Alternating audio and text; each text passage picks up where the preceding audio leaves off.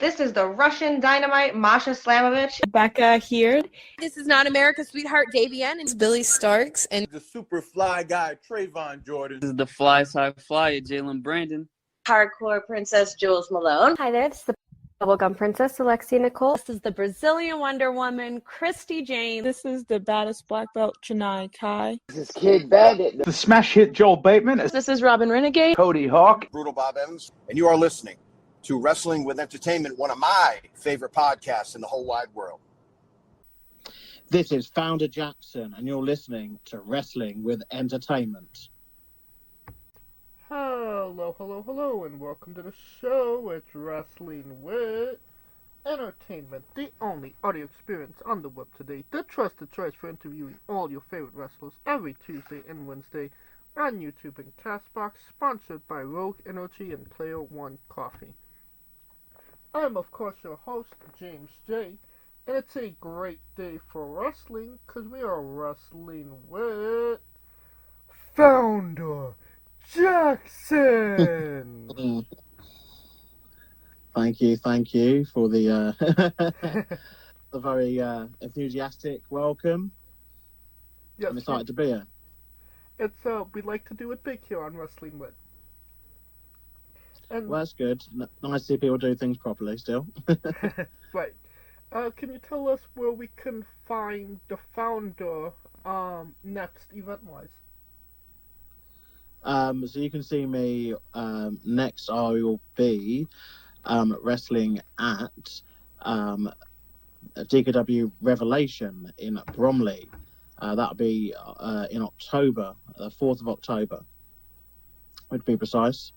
And you can also see me in Westcliff at the end of October as well for DKW. Okay, and where can we find you on social media and your merchandise? So social media-wise, at Founder Jackson and my merchandise, I'm going to set up a store very soon. Might be actually out by the time this podcast is up. If it is out, then thank you. Go to there. But the link will be via my social media at Founder Jackson. But you can buy stuff at the DKW shows as well at the merchandise store. Okay, and you don't have to go looking for it. All of the links to all his social media will be in the description of the video below, both on YouTube and Castbox.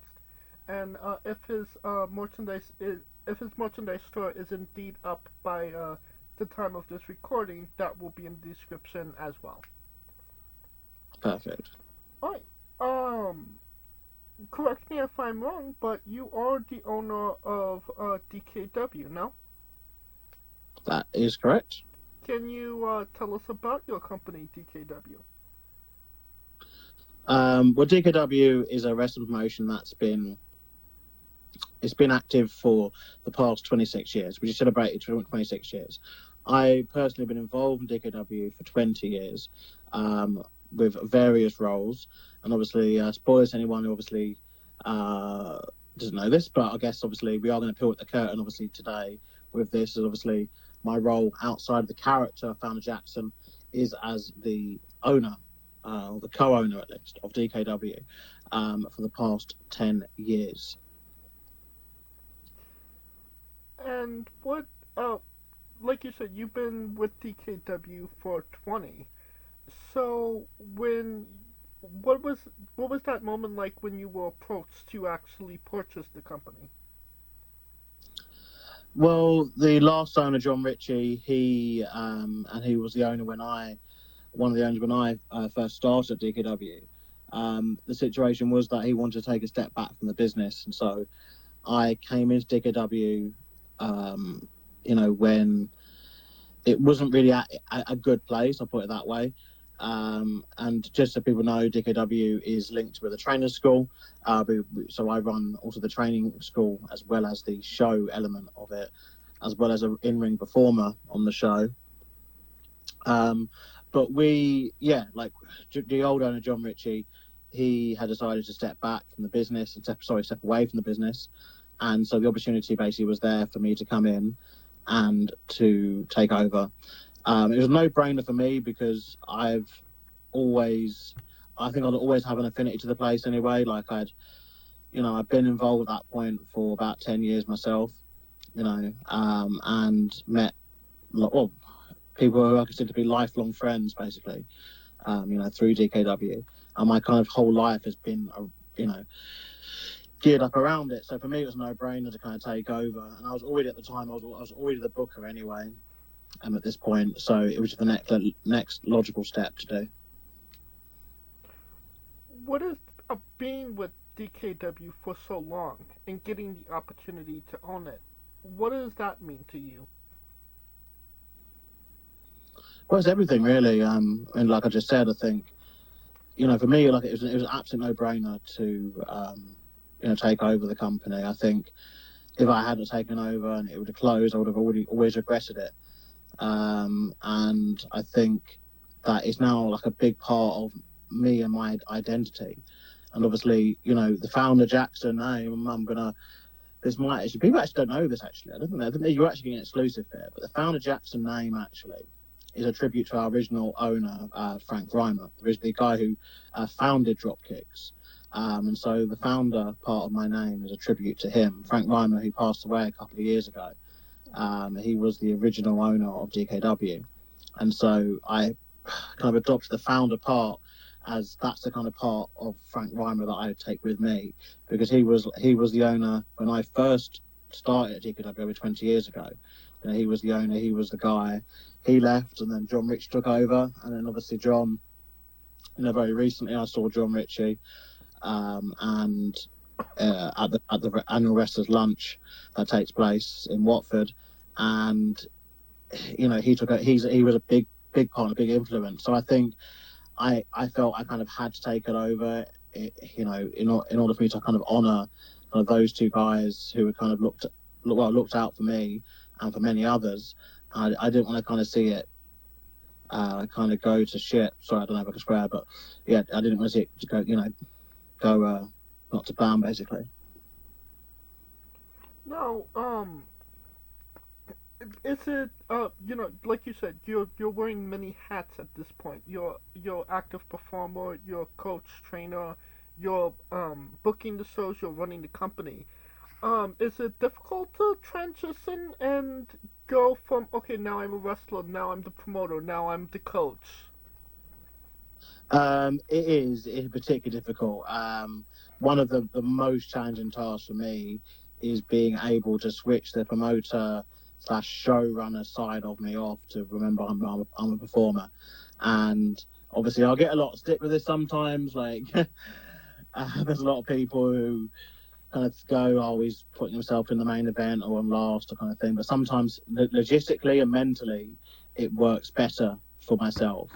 If I'm in a spot which is like on first or even on second, it really, really can be quite hard for me to get out of promoter mode and into wrestler mode, because obviously promoter mode is, particularly on show days, is a very kind of chaotic affair where obviously I'm dealing with guests coming into the venue, setting stuff up.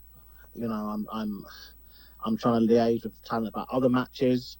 There's all sorts of things that are going on in that period. And obviously, if I had to then be the first performer on the show, it can be very difficult for that to kind of exist. But I've learned like tips and tricks over the years that have helped, but nothing's really kind of fully kind of been able to. You're never fully shut off, because as a promoter, you're thinking obviously about maximising, making money. That's what you're there for. I think this will again irk some people who are listening who think that you're there to please your mates, or you're there to have a good time. And look, these things do exist, but I think ultimately my goal whenever I'm in a venue is to make money. And I think it'd be foolish to kind of not want to be like that. So yeah, I think it's hard for me to kind of therefore switch off, when there's an opportunity to make money. And the thing is, the making the money isn't obviously like a personal thing for me. It's because I want to make DKW the best and biggest it can be. We've spent a lot of money on a lot of stuff, over the past couple of years. Production wise, we've got new sound system. We're getting some lights coming in. We bought a ring. We're constantly going to do maintenance, and bought a new canvas recently. And there's just always just something to add to it. So obviously for me, the incentive is, look, I want the show to do well, like financially, and to maximize the amount of money we're taking, in, but also to obviously put on the best show possible for the punters, because both things are linked. You put on a good show, they're going to come back, and they're going to spend money again. And again, I don't want to keep going on about money, but it is obviously like a really important kind of thing, and obviously a reason why, you want the shows to do as well as they do. But I genuinely get a kick out of seeing people just have a good time at the shows, and that's for me, like, as always, very important to me to see punters having a really good time, at our shows, because I think we offer something very unique and very different from what they're going to see elsewhere. What is something you know about promoting now, excuse me, that you wish you knew when you first acquired DKW? Everything. That's a bit of a cheat answer, isn't it? It's really hard to pinpoint one thing, because the business has changed and evolved so much. Obviously, the big kind of C word in the room, COVID, had a massive effect on the business. Right. And again, I don't know how much obviously over there, like it had affected stuff. Obviously being, by the way, I'm obviously based in the United Kingdom, in case you can't tell by the accent. I have noticed. But just a little bit. But we had a very rough time coming out of COVID, like for the event sector in general. It was very rough. That 2021, 2022 period obviously saw a lot of closures of promotions and saw a lot of promotions go on like hiatus, or just they didn't come back basically after COVID, a lot of them, because it was very tricky getting back. But something I think which COVID accelerated, but I think I kind of wish I had like long time ago, is I wish I got the ticket and booking site stuff done like sooner rather than later. Believe it or not, I only really got that going in about 2017. So yeah, just to clarify, before about 2017, I think it was 2016 maybe, tail on 2016, punters were coming to the shows and buying the tickets on the door, which again, I'm not too sure, I'm not familiar obviously with like kind of local shows over where you live, but definitely now over here, we've moved to kind of everything being pre-booked, and I guess COVID accelerated that, but it was kind of something that was already kind of happening, prior to that. But I think that's something I kind of wish I got on kind of much sooner, because I think, when I look back at some shows that maybe didn't do as well, I do think, if I had the booking site, up and active, I do kind of think, I may would have sold some tickets, because people just like having something to look forward to, and obviously they can book a ticket for something, whether it be obviously a rock band, or whether it be a theme park, or a holiday, or day out, whatever it might be. It just gives them something to look forward to, and obviously it kind of helps. But then it also creates another part of the paranoia, the promoter paranoia as I call it, because you constantly are living under kind of, oh crap, have enough people pre-booked, can I get people to buy tickets? Right. How many, which before it was weird, because while you didn't know, like, you'd promote a show, you'd put posters out, you'd post on social media about the show, you'd kind of get people to do promos and, do all that, and then you'd rock up at the show, and maybe sometimes there'd be 20 people there, sometimes there'd be 100 people there, you had no idea. And they'd pay cash on the door, they'd watch a show and they'd leave. But obviously now it's a case of you're dealing with pre-sales and you're wondering, okay, I've pre-sold X amount, am I going to get X amount on the door or not? But that's basically the one thing I think. But I think a lot of that, like I said, would accelerate because of COVID. But I do think I could have maybe gotten on it a bit earlier. Okay, I gotcha. Usually promoters are just guys with, money, and not necessarily, haven't experienced a lot of the business other than that, than being the promoter. Being somebody that, did everything for DKW before you acquired the company, ring crew, referee, wrestler, booker, did that kind of give you an appreciation of becoming the promoter? Yeah, absolutely. I think every job and every role that you can do in this business, it will only help prepare you for whatever comes next. And I truly believe that as a promoter, you've got to be able to respect the business. And you can only respect what you've done, in my opinion, or what you at least have seen being done. And look, I'll make no bones about it. Like, there's several roles that I've done in this business, and I've done a handful of them good, and a handful of them not as good.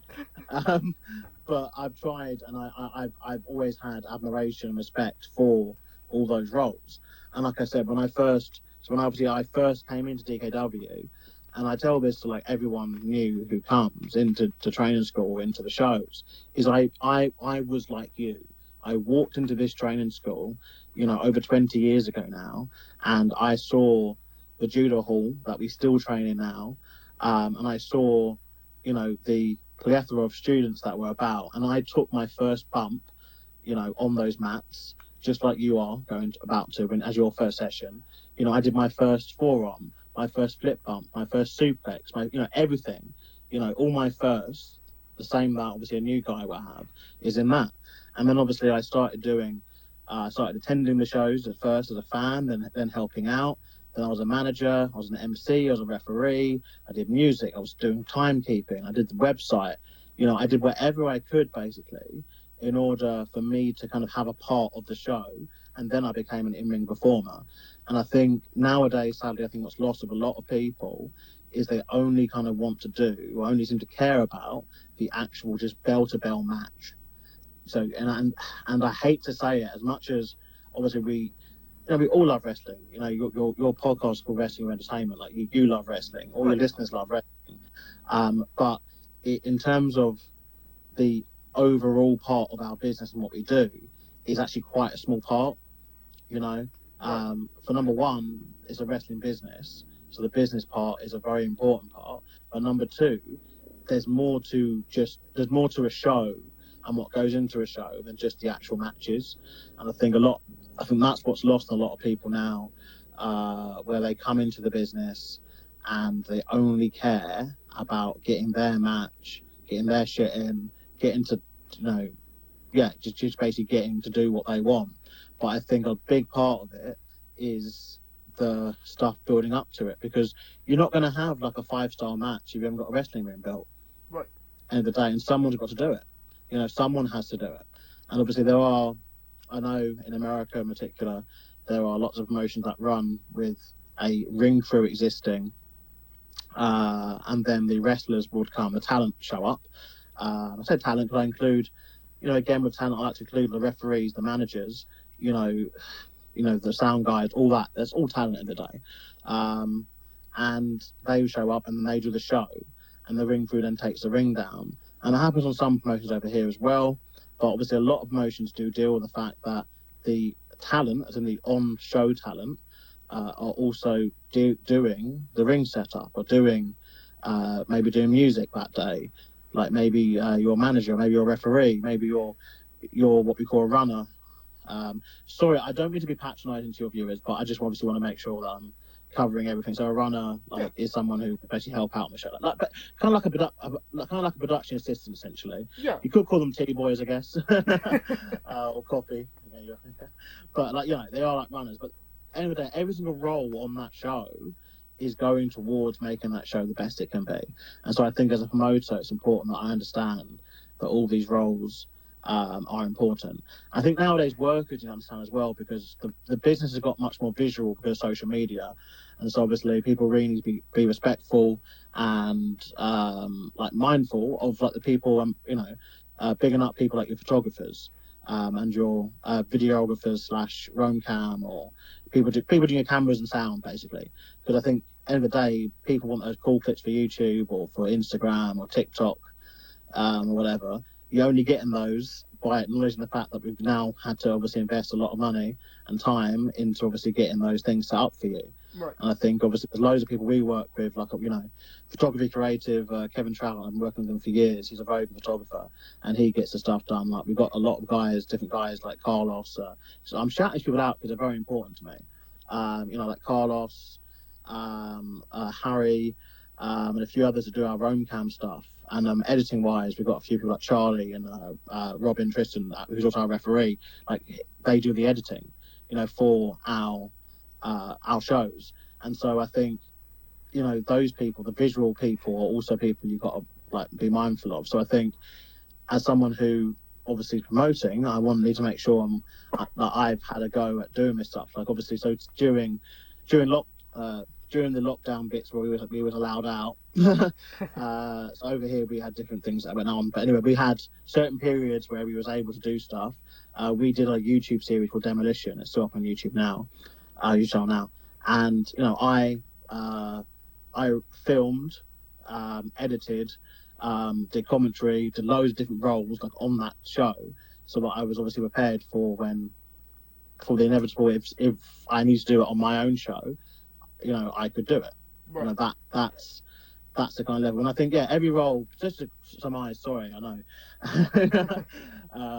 beating on the bush a little bit, but just to surmise, I just think every role that you do is important in this. And it has helped me become a better promoter because I understand and can sympathise with these people. I'm not just kind of bossing them about and saying you do this and expecting them to no. I kind of go, okay, but you're able to look at things a bit more fair, and I think the talent respects you more because you're willing to do it yourself.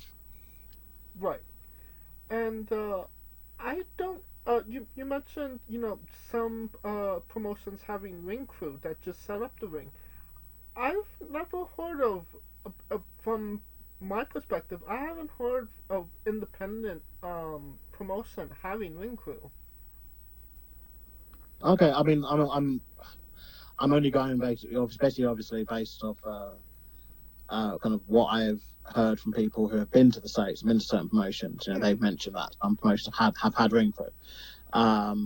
Whether that was also the talent that was on the show, or whether it was just a separate group of talent, I'm not too sure. I mean, obviously, over here I'm aware of a couple of promotions that do have ring crew, like Progress. They have a ring crew. You're not seeing Luke Jacobs and the main event people. Setting up the ring. Again, I'm willing to I stand corrected. If someone wants to correct me with that, that's fine. No, I'm aware that Progress have in the past or at some point have had a ring crew, and that other promotions have. But personally, I prefer the talent to be doing it anyway. I think it's all part of the business. I think obviously a little known thing that people might not know is obviously wrestling started as a sideshow. Right. So circus, the circus had a side tent housed, for many years housed the freak show. There's plenty of kind of research and kind of stuff that's said about that. But wrestling was a big part of that, because the performers would get drunk and they want to fight. That's basically how wrestling and a lot of the stuff got its audience. And, for many years, wrestling has been kind of had that synergy with the carnival kind of lifestyle, particularly over here, and obviously in parts of America as well. It has that kind of thing where, so what I'm getting at with the circus, and the fun fairs and stuff, those performers, they are also part of the setup. So it was always the case of you pop up your, circus. They call it a magic tent essentially, don't they? They prop up their magic tent. They appear in the town for a week or two. People come and see them, and then they pat the tent down and off they go. Right. And they do that all in themselves. The performers are doing it. Similar with wrestling. We as wrestlers, we find a hall or a venue somewhere. We turn up with our ring, put it up, and we do our show, take it down, and off we go. So I think it's very important that the wrestlers still are actually a part of that, personally. But I understand that logistically some promotions are able to finance an external team to do that, which obviously is their prerogative. Well, no, obviously, Progress, one of the bigger promotions in the UK. But I do feel on the independent level, I agree. The wrestlers should put up the ring. It does make, you appreciate, what you're trying to do and what it means to be a pro wrestler. I think some of that gets lost if you're just a pro wrestler and don't do those side things. Yeah, I think ultimately as well, for me, it's a big is a big part. I know the phrase kind of paying your dues has a kind of negative connotation nowadays to certain people because they think of kind of the bullying element to it. And obviously, just to make it very clear, I stand very against the bullying kind of culture that has happened in the business in the past and potentially is still happening now. But, I think in terms of paying your dues just means you're showing respect to the mat. I think that's a very important thing. And I think, you see the videos of obviously former/current WWE superstars, doing the ring duties or doing duties that are kind of not really their kind of job to be doing, so to speak, or so you would think. Because I think ultimately, if you're going to wrestle in it as well, another thing that happens quite often is wrestlers will make complaints about the ring. And again, I don't want to kind of draw the curtain too much, but they will say, it's too much like this, or it's not enough like this, and it's a case of, well, if you want to make it more to your liking, then how about you roll up your sleeves and help us do the ring then? Then we can get the ring more to your liking. Again, I don't want to pull the curtain back too much, but I think maybe people listening can fill in those blanks and those dots between what I'm saying. But I think, people, you're not going to, if you have an external team doing it, then obviously that's the risk that you have as well, where the workers won't have any kind of say in how, because the thing is, the ring is their stage, and it is their tool as well. It's what, as a performer now, former founder Jackson talking, it's what I use, to do my art, and so I want to make sure the ring's obviously at the best it can be, and the only way to do that is to be involved in the process of setting it up. Right. I actually had, like a 20+ year veteran say, unless it's, like a WWE style crew, I'm the one putting up the ring, because I don't necessarily trust the people to put the ring up if I'm not involved in the process. I want to know what I'm wrestling in. Yeah, exactly. And exactly. Fun fact. Look, it's always interesting hearing it from those kind of guys, because I think they understand it. So just some guys, like I said, have probably been around the world, more times than a lot have ever been around been anywhere. But I think, like for me, it's a case of just that respect factor and that whole kind of that teamwork factor as well. I think teamwork's a big part of this. We're all part of the same team, and it just is a absolute fact. If more people help out and do stuff, like the easier it will be on everyone. And the less tired you're making certain people of your team. Fun fact: Psychosis still puts up the ring to this day. Yeah. I mean, and he's done some shows over here in Europe, and people have said that about him. So yeah. Yeah. All right. Let's talk about your champions. Your current British champion is Champagne Charlie. Why is he the right guy right now? Well, the founder Jackson part of me wants to tell you to shut up talking about Champagne Charlie. People that don't know, please go back and watch the I Quit match I had with him recently, our anniversary show. But obviously, I'm talking to promoter Jackson now, and will tell you that Champagne Charlie is our champion because it is kind of what's best for our business at the moment. I think that, it's a line which gets overused, but it's a line that rings true. He's going to be grinning from ear to ear when he does hear this, but I think generally he's someone who I've just seen grow in leaps and bounds over the past couple of years, and really kind of he's been someone who's sort of fight through like a lot. He'd tell you more than I can ever, but I think he's had to fight through a lot of hurdles and obstacles to get into this business. And he's really just worked hard to get to where he is. And there's just, I think, ultimately for me, I think as a babyface, it's like you really want the champion to be someone who the fans can kind of feel their performance kind of through what they're doing. And I think he's really made that connection with a lot of our audience, where they actually get emotional when he got emotional when he won the championship. And I think that will carry on through the reign. I think that's ultimately why he's the British champion at present. Though the Foul Jackson and me would tell you it's because it's a conspiracy. I didn't say the words "I quit."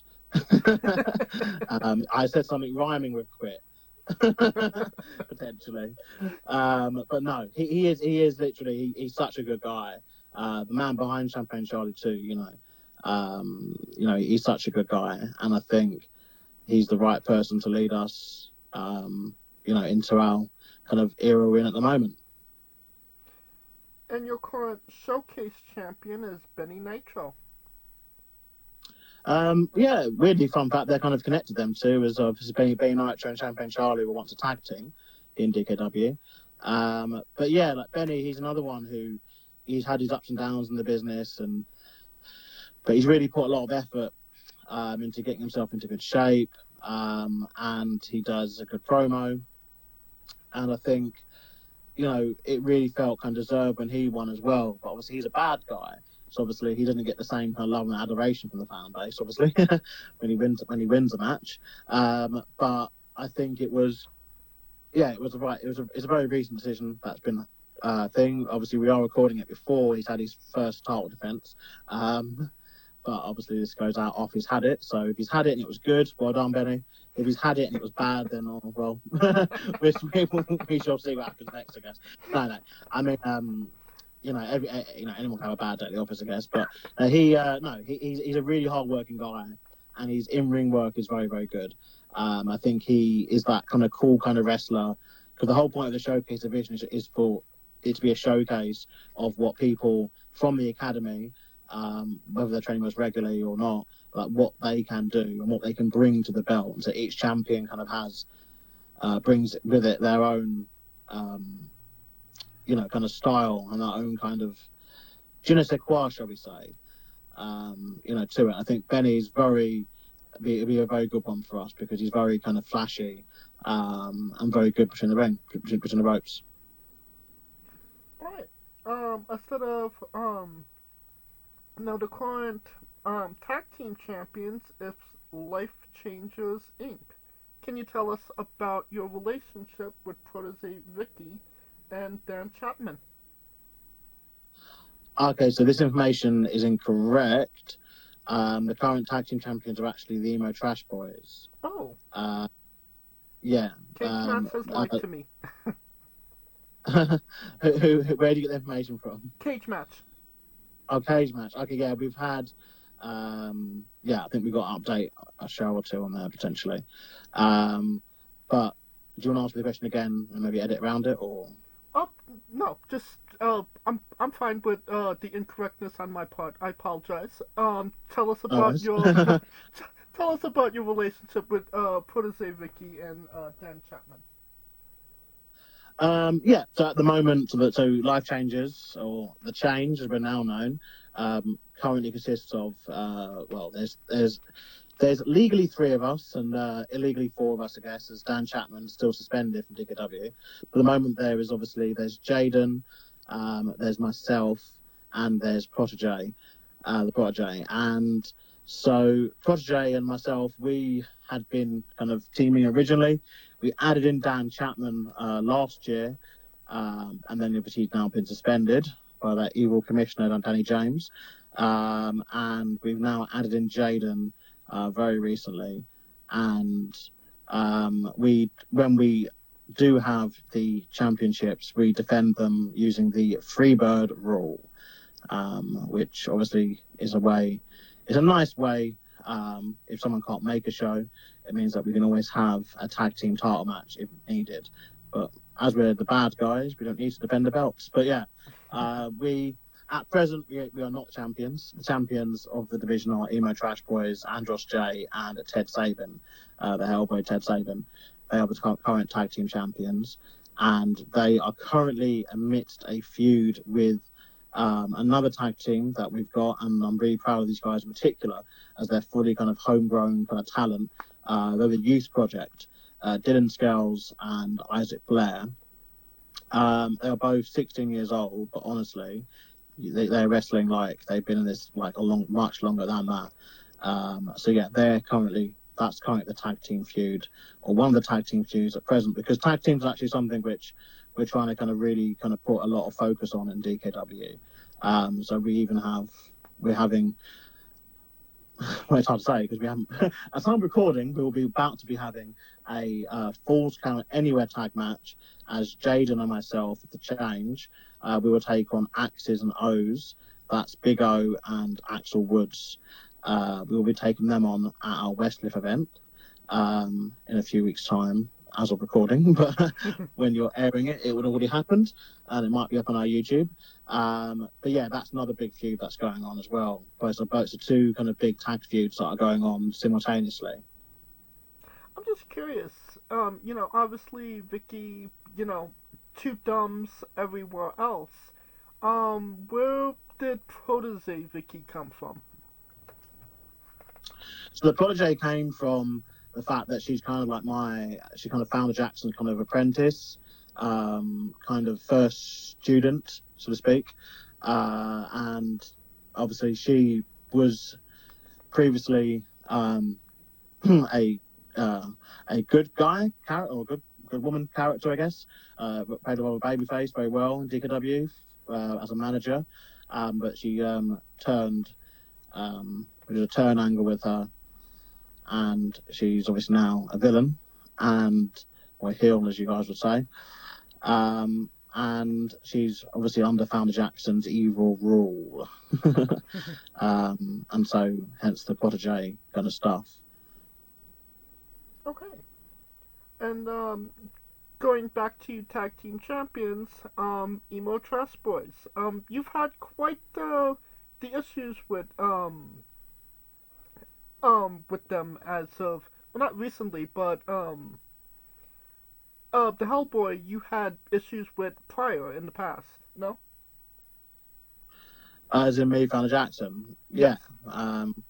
Yeah, like obviously I've faced Hellboy before, and I must admit he's a very intense individual. For someone who's like 5'0". Like I say this with love, but yeah, but he's a very intense individual, is Ted Sabin. And I think he's finally kind of really coming into his own, as Andros J. I mean, I've had a longer issues with that. I mean, obviously Andros, Vicky used to be the manager of Andros here in DKW, and she saw sense and joined me. But yeah, I've had issues with both these guys. But as a tag team, we get to the Change, or any combination of us, and get to take on the Emo Trash Boys. So it'll be interesting to see what happens when that does, or if that does take place.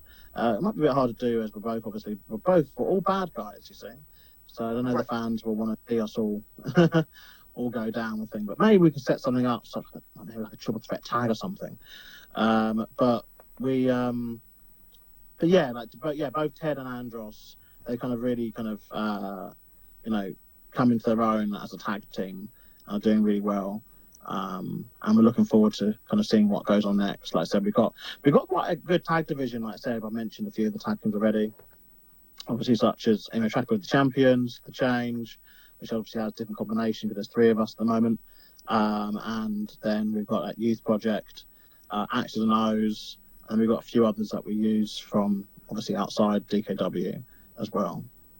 Big Steppers. Big Steppers. At the moment they're on hiatus, but we hope to have them back soon. Along with we've got Tony and Tom as well, TNT, who are a new team here in DKW.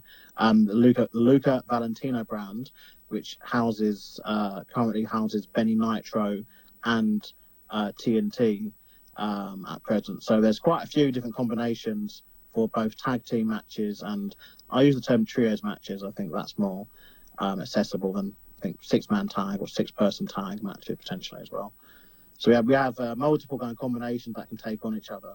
But I think, going back to the promotion side, I think the main thing with promotion now, I think, is just always trying to find the best combination, really, of workers, in all these different kinds of matches. And because you don't want to repeat matches, this is where having multiple tag teams or having multiple alliances helps, because you can have, obviously, singles, tag team, trios, triple threat tags, for example. You can have all those different matches, and it's just seeing which one the fans, really care about the most. That's obviously our end goal as performers, is to obviously put on the best match possible. Right. Now, going from, pro wrestling to, you actually had your own talk show at one point, no? Yeah. I did a talk show segment on the shows, and I wasn't developing into might be developing it into a podcast. And it was called The Way of Life with Fowler Jackson. I did it on a few of the shows when I got injured. I've sadly had a couple of injuries the past couple of years, which have kind of kept me out the ring for short periods. And it's just because I think one of the best gifts I've got has always been my talking ability. And obviously going back to when I first started, one of my first roles on a show was as a manager, and then later on as an MC. I've done commentary as well. So I think, having the talking ability has always helped me, being the mouthpiece for someone. And so, I had the talk show thing, and I still want to turn it into a podcast. It's just finding the time. I think obviously while doing it in character makes it a bit of a challenge, because obviously you have to avoid certain guests, Right. For obviously kind of storyline kind of reasons.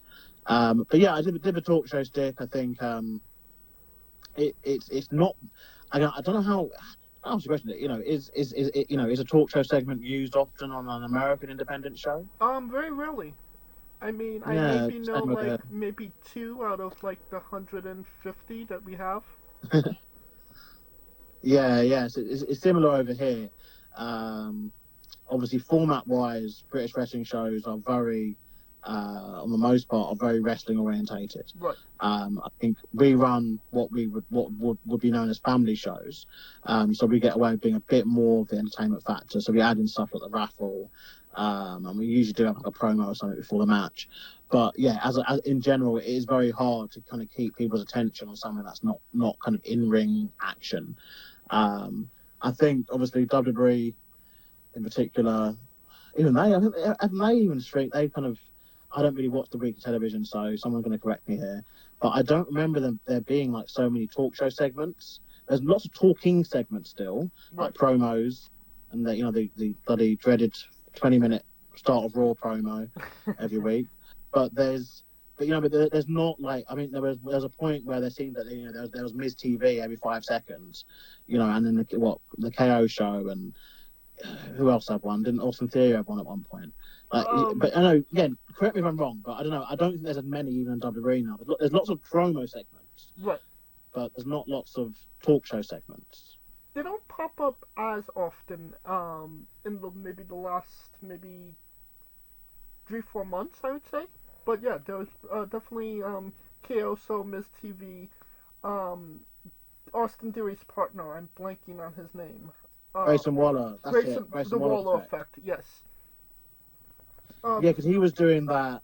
But the thing is, I think he was doing that mainly because he was injured, wasn't he? He was injured when he first came to the main roster, but they wanted to keep him on They wanted to kind of keep him on the show, and so he had a couple that. And again, with respect, he was doing them with big names like John, like John Cena on, and a few other big names. So I think outside of that, though, there's not it seemed that there's a period of WWE where there was just a talk show for anything. They'd just say, we want to have a tag match between, you two and you two. And the only way we can do it is via a talk show. So here you go. Let's send up Chris Jericho or The Miz to do a thing. Right. And then Edge had one and Chris, But what I'm getting at though is I think there's not as many happening in WWE. And I think the main rule that most promoters will follow is you go from what's going on at the top. And if WWE are kind of calling off from them, even if it's just a little bit, it will kind of only lead to lower down promotions to call on them, maybe even full stop. I think maybe in British wrestling in particular, and even maybe in American independent wrestling, I think the only way it would kind of work is if the person only did talk shows segments. If that makes sense. If you had back in the day, you had a Todd Pettengill, or even modern day, you have the backstage announcers, but you need the ones that have a name to them, I guess. I guess like ECW had, what is his bloody name? Joey Styles? Joel Gertner. Yeah, or like, yeah, you need like a character / one that people would be like, okay, you're just a talk show person, and we're going to pay to watch you in a talk show, which I guess it's so few and far between now. And I'm going to say that, like, pay to only see you in a talk show. Like, we don't care about you wrestling per se. We want to just see the talk show. Because I think that's the only way really it can be a draw. I guess in a way, the only people that can really do it, I guess, especially in America, would be kind of ex-WWE wrestlers who just don't want to wrestle anymore. Because I think, let's say Kevin Owens, something mad happens and Kevin Owens decides, Kevin Owens either gets injured or he has a falling out with Triple H and wants to leave WWE but doesn't want to wrestle anymore. Like, he could just do the KO show on the Independents, and people would pay to see it. But I think outside of that, it'd be hard for just like your average Joe wrestler, which again don't like to talk down on kind of what we do, but obviously at the entry level / the level that DK's at, it's like that's where we're at with the average Joe. I don't know if people are ready for someone to just do a talk show. I gotcha. Alright. I think that's a good segue into the Founders Bizarre Adventure. You're a pro wrestler that goes up and down the roads, and weird, crazy, and bizarre things are bound to happen. Can you tell us a road story that fits that description? Oh, it's always little things really. Like, obviously I must caveat this for the fact that the last kind of few years, the last few years I've taken less bookings and been less busy in terms of like the in-ring stuff. But I think in terms of stuff that I can maybe legally talk about, it's always just like the time spent like with your peers kind of thing. I'm trying to think of a crazy one. Like, on the spot, it's kind of hard to think. Like, I mean, I'll mention these now because obviously back in the day, like some of the stuff we used to get away with in terms of how we used to transport people. Now I can say you this now because enough time has been passed. But I mean, I've been so many times in the back of a ring van, like as a passenger. And again, depending on the state, I don't know whether that's also illegal over there, but it's very much legal over here to obviously travel in the back, like in terms of like in the kind of carriage part of a truck or of a van.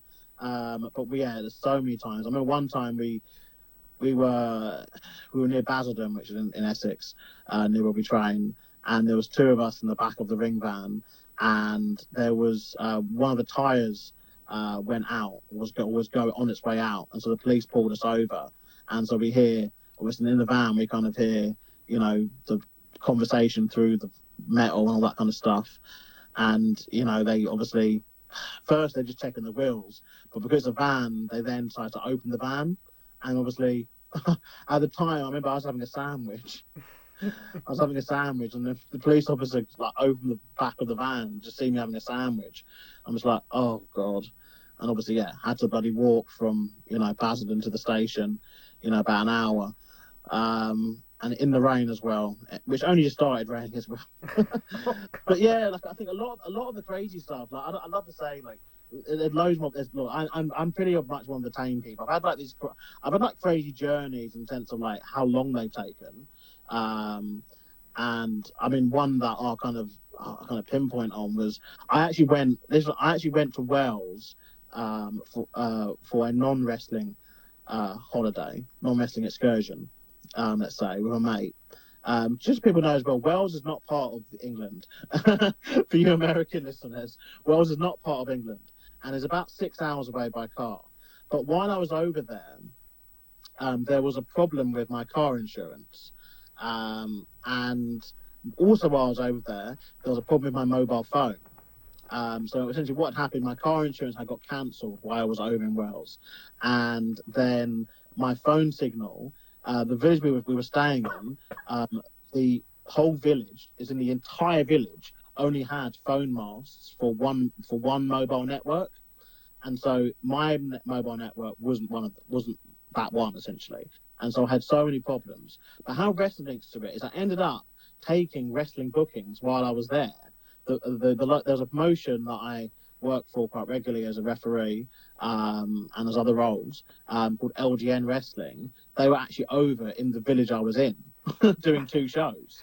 And so I was able to get wrestling bookings. And so then obviously I was basically using all the back roads like to get around, because obviously I had no insurance. And I guess, please don't be listening to this, please. And it was all about 10 years ago anyway. But on the way back, I basically had to get like there's an insurance company that sells insurance literally by the hour. And so I bought basically insurance for about 10 hours, so that I could basically drive the car safely and legally, from Wales back to London where I live, without obviously penalty. But it was one of the most kind of paranoid, kind of scary journeys that I had, because all I had to go off was a reference number scribbled on a bit of paper. I think it was like a chewing gum wrapper, because this was before, nowadays, when you buy something, you get the email kind of straight away, don't you? This was one where they were like, oh, the email will get to you within like 5 working days. I'm like, well, that's no good. I'm literally going to be driving home in about 2 hours' time. And they're like, well, it will come when it comes. So they gave me a reference number that I writ on the back of like a chewing gum wrapper. And then, I stuck that to my, my dashboard. So in case police came, I was like, that's my policy number.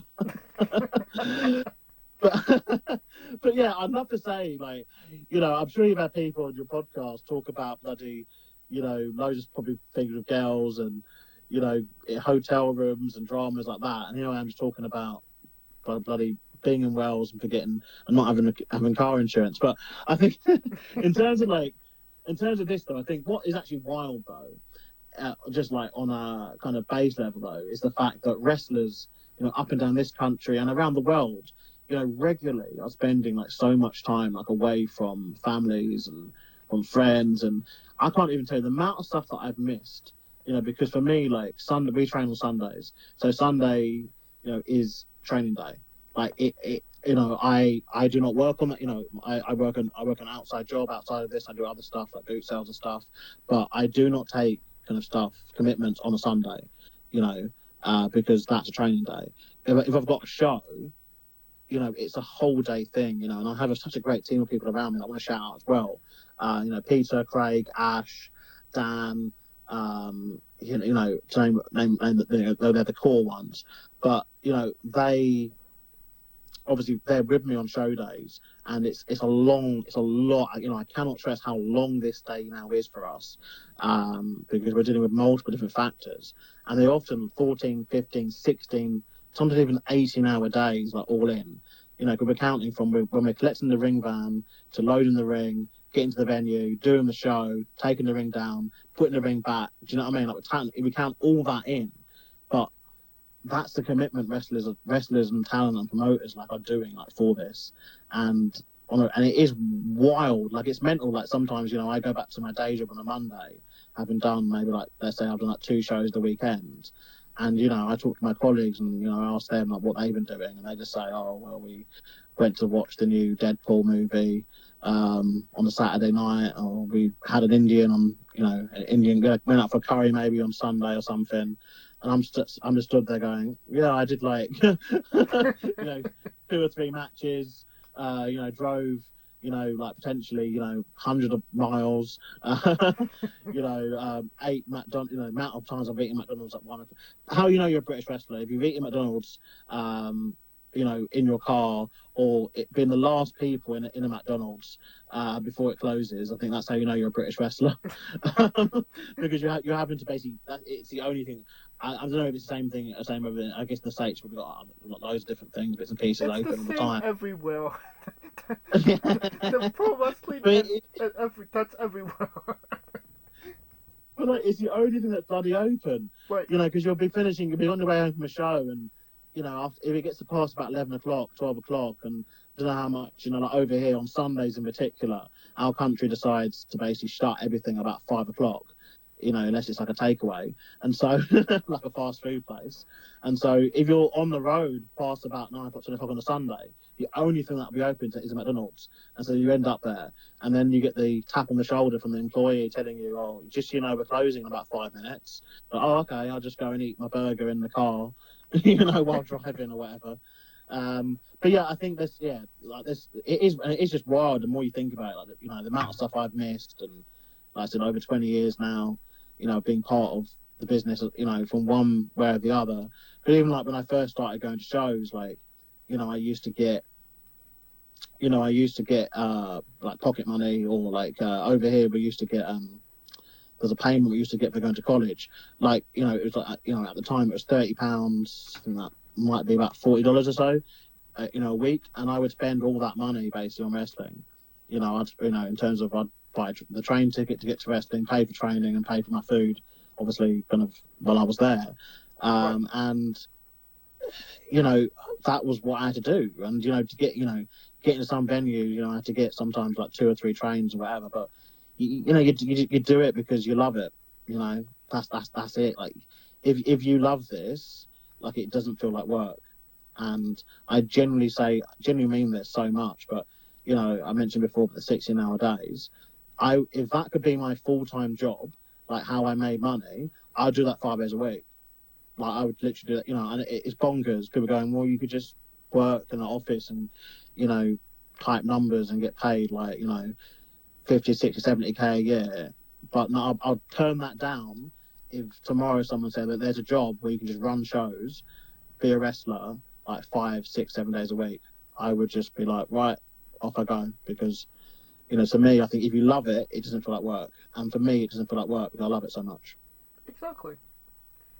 Now, everything that we've been talking about, all the incredible things that you've done, you actually retired in February of 2020, no? Yeah, I think obviously I got to the point where I was a bit tired of wrestling, or tired of, I was tired of wrestling, and I reached that point. I actually reached that point a bit earlier. I think the actual post came out in February 2020, but I think I'd made the first decisions and first things back in about November of 2019, December 2019, and it was a very hard time for me because my kind of personal life wasn't very good, for multiple reasons. My dad, in 2014, my dad got diagnosed with cancer, and he had been in remission and everything was going fine. And in late 2019, the cancer come back, and I personally, at the time, I didn't have a job. Things just weren't going very well, to put it nicely. Things were not going very well, and we went through a lull period, which is quite normal when you run anything like full-time around the year. It's quite normal that there'd be little lulls throughout the year. Right. This has happened for eternity. Every product has it. I think, I think the WWE one really is after SummerSlam. A lot of people, they kind of go, you're kind of just plodding along because you're just like, oh, okay, we wanted to get to Mania time now, so everything now is a bit, do you know what I mean? Same with like post-Mania, there's a bit of a lull as well, isn't there, sometimes? Right. I mean, they did a better job this year with it because they had the international shows that kind of got people going, oh, wow, but they've struggled in recent years because WrestleMania is such like a big thing, and then they go back to like, oh, it's now just like Raw and SmackDown kind of thing. Right. But I think in terms of this, and myself, it was like, there was a bit of a lull where we were low on numbers at training. In 2019, we ran training 2 days a week. We ran Wednesday evenings and Sunday afternoons. The Wednesday evening sessions in particular were just not very, very well attended at that point. And this all kind of happened at the same time. I was also kind of feeling a bit banged up through wrestling. And it's the hardest kind of thing to kind of have in wrestling because you kind of, if you're injured, like, again, touch wood, this never happens to anyone, And obviously I don't want it to happen to me, but obviously if you're injured, you kind of at least have a kind of thing of like, well, I can't do it. You know, like I can't do it. Like I'm injured. Let me rest, recover. But if you're feeling kind of banged up, which every wrestler is to some degree, you know, there's not a wrestler out there that I know, and same you could probably say as well, like who just hasn't at some point, you know, at any given point got like, oh, their back's hurting a bit, their shoulders hurting a bit, their knees are hurting a bit, their ankle, you know. And then that's not even to add on like the mental side of the business as well. Like it's very tough and draining, but it kind of reached that crescendo, like that kind of bad crescendo at the tail end of 2019. The shows, we also had some bad luck with the shows as well, which all kind of culminated in this kind of decision process kind of going on. And then the original plan was for me to return kind of later on in 2020. I had a few ideas what I wanted to do, but then obviously the world stopped. Right. You know, everything kind of stopped. And during that time, I had a lot of time to think. And I think DKW is ultimately kind of what makes me happy. It's something which I love, but I love it so much to the point that sometimes I end up hating it. Right. And I think because at that point, like DKW, I really needed it. At September 2019, I really needed it to be the positive, good, happy place for me, and it wasn't. That's what turned me off it. And I think I flash forward to the start or the middle of 2020, once kind of, you know, my dad, he went back and he's now cancer free again, by the way. Congratulations. And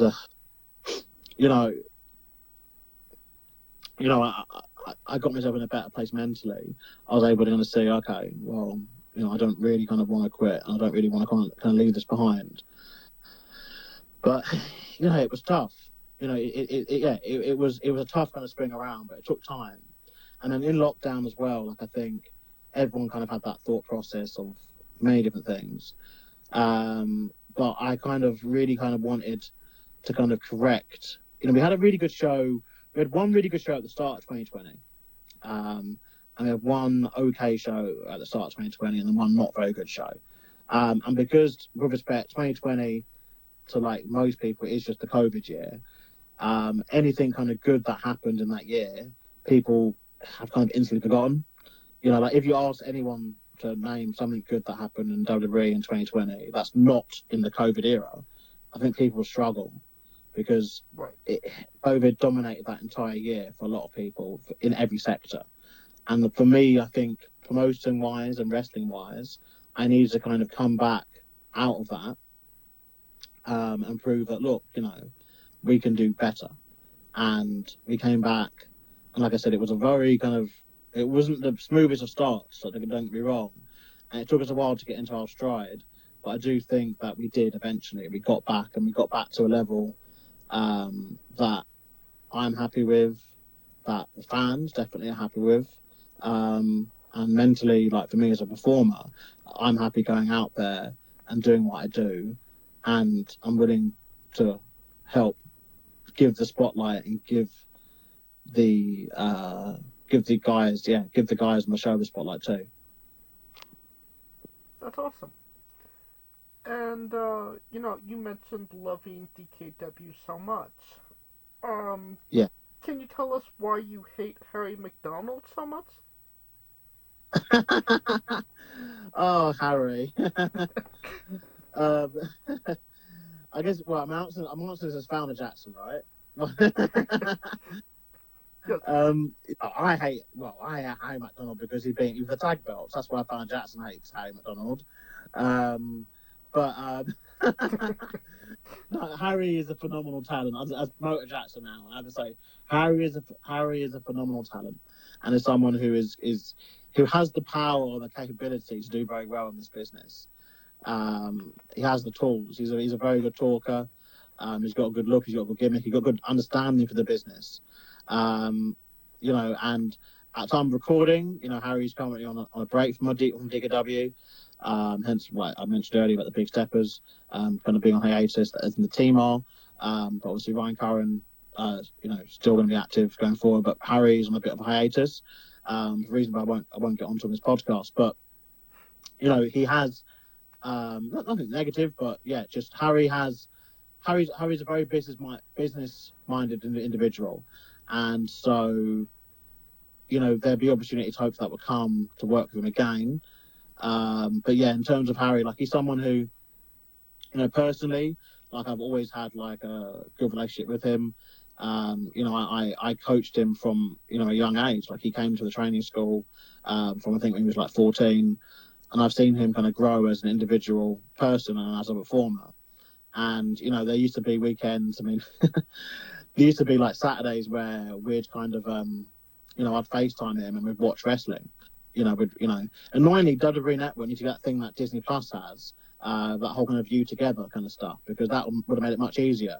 But we used to, I used to say to him, we're going to watch, Shawn Michaels matches today, or we're going to watch this match today, and find it on the network, Raw, Raw from like 2002, 2 hours, 2 hours 4 minutes in, or whatever it is. Press play now, Harry, and then we'd watch a match. Do you know what I mean? Like we'd watch a match, and I'll always have a lot of respect for him. He's a very talented individual, and obviously you can see him. There's several promotions you can see him in, all throughout the southeast, and I do recommend checking him out and checking him and any DKW. Like I love my talent out. There's a lot out there, like Rebellion, Tyson Keaton, etc. Like there's lots of kind of people who have trained with us at one point, are moving on to other things. But obviously, my main focus, it will always be on the guys and the girls who are coming in, week out.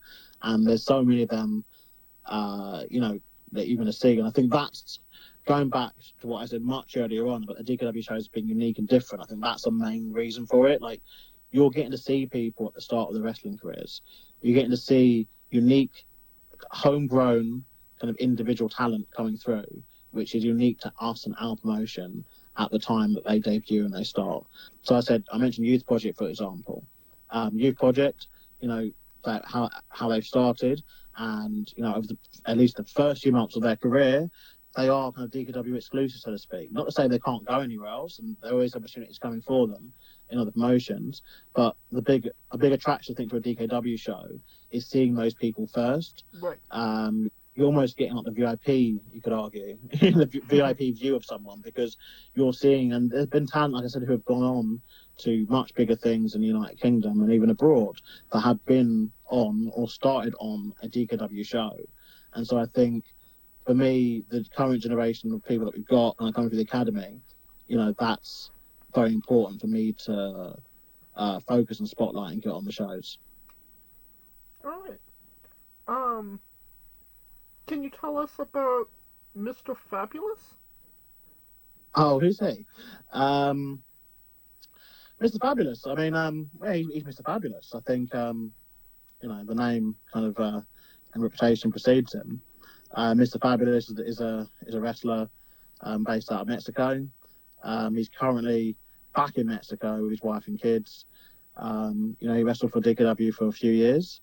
And I'm just waiting until you're going to cut me off and say, But no, Mr. Fabulous. I mean, I have and will always have like numerous ideas in wrestling, and I think being a masked character, and this goes back to something I said very early on to people who have been watching or listening, for a long time. Something I did say about the business needing people who want the business to make money. And a big part of the business, obviously, is merch. And I've always kind of, a tick box for me when I promote shows, I want a masked wrestler on the show, because you will sell more masks if you have a masked wrestler. Right. So we sell a merchandise table. And so I've had a number of wrestlers that have had masked characters on the show. And so that was the promotional reason for having Mr. Fabulous exist in the first place. There was a storyline reason as well why we did it. People aren't familiar with the Hulk Hogan, Mr. America, Mr. McMahon storyline from 2003. Right. That's basically the storyline we was going for. And it's one of those, it didn't end up working out in terms of storyline, but we kept the character kind of going because it was funny and because it was selling masks. And that's a good reason to keep it around. Yeah, but genuinely, Mr. Fabulous was a very fun character. and was a very good time to kind of be at a DKW show, because it was very fun. I understand it was very fun to do, and it's a character which may or may not come back in the future. There's always kind of thing is, now we've mentioned Mr. Fabulous, I'm going to have so many of my trainees, so many of my wrestlers being like, oh, when can we get Mr. Fabulous back again? It kind of just kind of opens up this kind of wormhole of people that will keep asking for it. I think that might be your intention, particularly following your question about Harry McDonald as well. So maybe Harry has put you up to this, but if you want to see Harry McDonald versus Mr. Fabulous in the future, then please please comment on the on the post of this podcast. Maybe a match I'd like to see is maybe Mr. Fabulous and Vicky Two Thumbs against Founder Jackson and Vicky the Protege.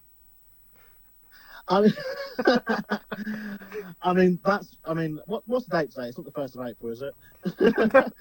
No. I think that would be one the fans would really like to see. But there's a whole host of matches that they'd like to see, and there's loads of tag team action. So look, promoting me, always getting you back on topic.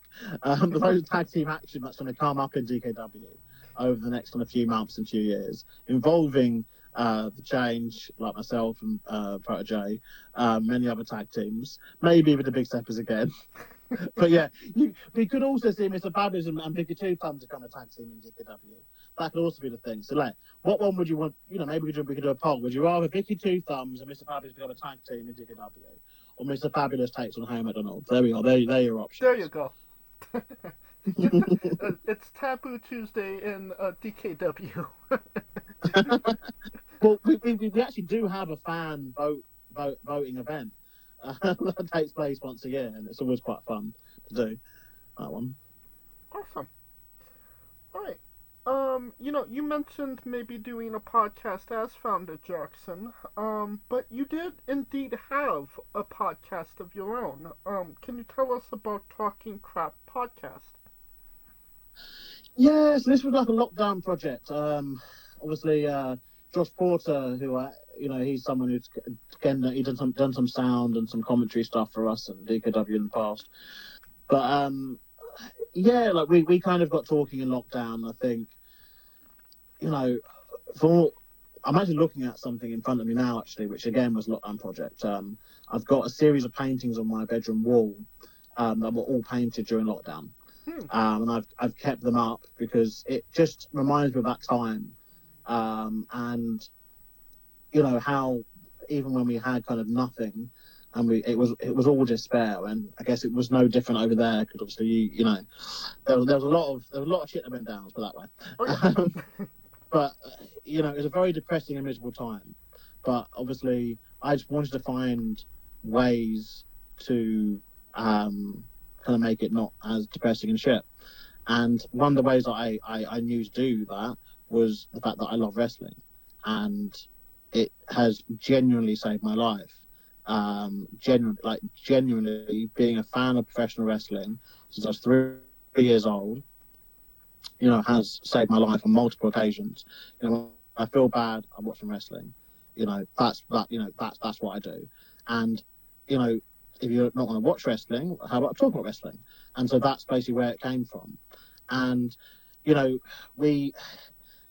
think I liked the structure of it as well. Like we did, we got a diary out basically and looked at what we was doing, and because of respect, the whole week for a lot of people was nothing. What are you doing Monday, Tuesday, Wednesday, Thursday, Friday? Nothing. So it was a case of we used to record, I think, like 2 or 3 days a week, 6 o'clock, and we'd find the guest, and then we'd spend the day in between researching the topic, and then record the next episode, and then Josh would edit, so there was like a whole kind of system that we had, going on with it. And then we experimented with some kind of daily kind of posts and daily content, but it didn't really get the traction we wanted. It was a bit difficult to do that alongside the main kind of podcast. And I think the YouTube algorithm just kind of screwed us a little bit because we had like a group of them that did really well, and then it just kind of teetered off. And YouTube's a bit weird algorithm wise. Oh yeah. But yeah, like we did it for quite a while though. I think we did. I don't know how many we did now. I think we did at least like 20 or maybe 30. You definitely had I think 37. I want to say. That sounds about right. Yeah. That sounds about right. But no, I really enjoyed it. But it was just obviously, the fact that nowadays we just haven't got any time. Since the world kind of restarted again, we haven't had much time. And yeah, we Josh and we still talk about potentially kind of bringing it back. But it's just finding the right time and the right kind of thing to make it work and make it worthwhile. I gotcha. So potentially a return. Potentially, but I think what would be more potentially would be kind of getting my kind of thing going. I think I'm really trying, like, because Josh is one of I'm one of my kind of close friends and stuff. But I will just say that maybe sometimes not the most reliable person, and so I think I'd be better off at this point in time, at a time period where I've not got much time to kind of waste on something. I'll be better off kind of doing my own kind of thing, and then potentially if I have got more time, again, he's a very busy person as well. Like if he has got more time, then potentially we could do something together. But I wouldn't kind of want to kind of quote unquote waste time at this junction because it would annoy me and it would sour the friendship that I have with him. Because again, I mean, a mad story you want to hear, and it involves Josh Porter actually, and it involves wrestling, and it again involves a bloody ring van. So on Mothering Sunday in 2022, which for some people might not know this, but for some reason, Mother's Day is different in the United Kingdom and in America. That's right. Mothering Sunday for us is usually the second or third Sunday in March, depending on when Easter falls, but it's in March. And then for you guys, it's in May, isn't it? Yes. But anyway, it's in March. And we had a situation where we were selling a ring of ours in order to make way for delivery of our new ring. The reason why this has had to happen is because we store the ring in a very small, I mean very small, cupboard. Honestly, if you saw the cupboard, you'd wonder how we get anything in there at all. But somehow we do get a full-size, 16-foot professional wrestling ring, and as well as our merchandise, as well as some of our sound equipment into this cupboard. But anyway, we were selling a ring, and on the same time, we also needed to buy some padding for our new ring, and so we did a mental trip, which again involved Wales. So we left our gym, we loaded our ring into the van at Purfleet, and we then went down to Swindon, which is kind of south. Geography is not my strong point. It's definitely south. I think it's southwest. It's not east. Yeah, it's southwest. Yeah, it's southwest. And then we unloaded that wrestling ring to the buyer of the ring, who, little name drop here. The first ever, one half of the first ever NXT Tag Team Champions, Oliver Gray, now wrestles over here under his real name, Joel Redman. We sold it to him, and he's now using that as his training ring, and he's done shows in that ring with that ring. He wrestles for All Star Wrestling South. But anyway, we then went up to Wales, where we arrive at. Have you played like GTA 5? Grand Theft Auto? Yeah. I have not. Okay, are you aware of Trevor from GTA? Yes. From memes or anything, pop culture? Yes. Okay, so Trevor's like the hillbilly character, right? At the start of the film, of the game, sorry. But yeah, I arrived at essentially what would be kind of Trevor's trailer park. Essentially, in Wales. The equivalent that we have over here. And bear in mind, we've been, to get to Wales took about 6 hours of the way. And so, we were running on fumes by this point. Oh, do we mention as well, I coached a training session that day as well. We left after training. So this is all happening after training on a Sunday, on Mother's Day. Yeah. So we're painting this picture now for people to understand how how long this day now has become. Where after training, I think it finished like 2 o'clock or something, or 3 o'clock. We had then left through a wrestling ring to go down to Swindon to unload that wrestling ring, to then go up to Wells to collect padding. We arrive at this kind of trailer park, and honestly, I thought that could have been the end of my life right then and there. Because I thought it's now, because again, the reason why I mentioned our Mother's Day being in March is because the UK weather is awful, and particularly in March and in April, we get kind of what we call spring showers, and we also get incredibly cold nights, even in that time of the year. Again, depending on where you are in the States, that may or may not relate to you. We get incredibly cold nights. So anyway, it's gone midnight at this point, I believe, and we're at this trailer park. And then we eventually see this man walking across the trailer park, and we're just thinking, he's going to come and fucking mug us, isn't he? Like, he's like, we're literally in the middle of nowhere. We have no idea where we are. There's nothing nearby. Before this, we had gone maybe 30 minutes before we after seeing a shop or something. There's nothing near us. Then this guy comes, and he's the guy that's selling us the pads. He invites us in. We have like a cup of tea with him, and then we load. And there's a picture that exists somewhere of Josh Porter in our Luton ring van, throwing the padding up, because he took a picture of only half the padding, but he wanted to get rid of all of it. And so we had a whole van, almost truck-sized van full of padding. And we load that in at 12 o'clock in the morning, and then we get back to Purfleet to unload that padding about 4 o'clock in the morning. And Josh Porter, I stayed around his house, and I said, we are getting breakfast in the morning. I'm treating you to breakfast in the morning, because this is just mad what we've had to undo. And that's, another occasion where wrestling just gets a bit mad. But again, you do it because you love it. You do it because you fucking love it. And, we knew we needed the ring. I wanted the ring because, again, with the training, we wanted to make the training as best as it could be. So we knew we needed to upgrade our ring from what we had previously to what we've got now. And so this journey, as much as it was one of those journeys where I think I don't know if you're familiar with the Lord of the Rings cast. They all got the tattoo because they worked for the film. Yes. And they kind of bonded by working on the films. I think the cast, I think all the principal cast and a lot of the production staff got this a tattoo basically. And that kind of how this journey felt. It feels like it was Craig, Josh Porter and myself who did this journey. And Craig, he's a beast. He drove it. He drove the entire way as well, by the way. He drove all of it. Everything. And he helped load the ring. And he was part of the training session as well. Absolute madness of a day. But yeah, Josh Porter, that kind of Josh Porter is the one I want to work with. But yeah, at the moment, we're both just busy doing other things.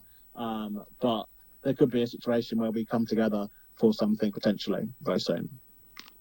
The Fellowship of the Ring. The wrestling ring.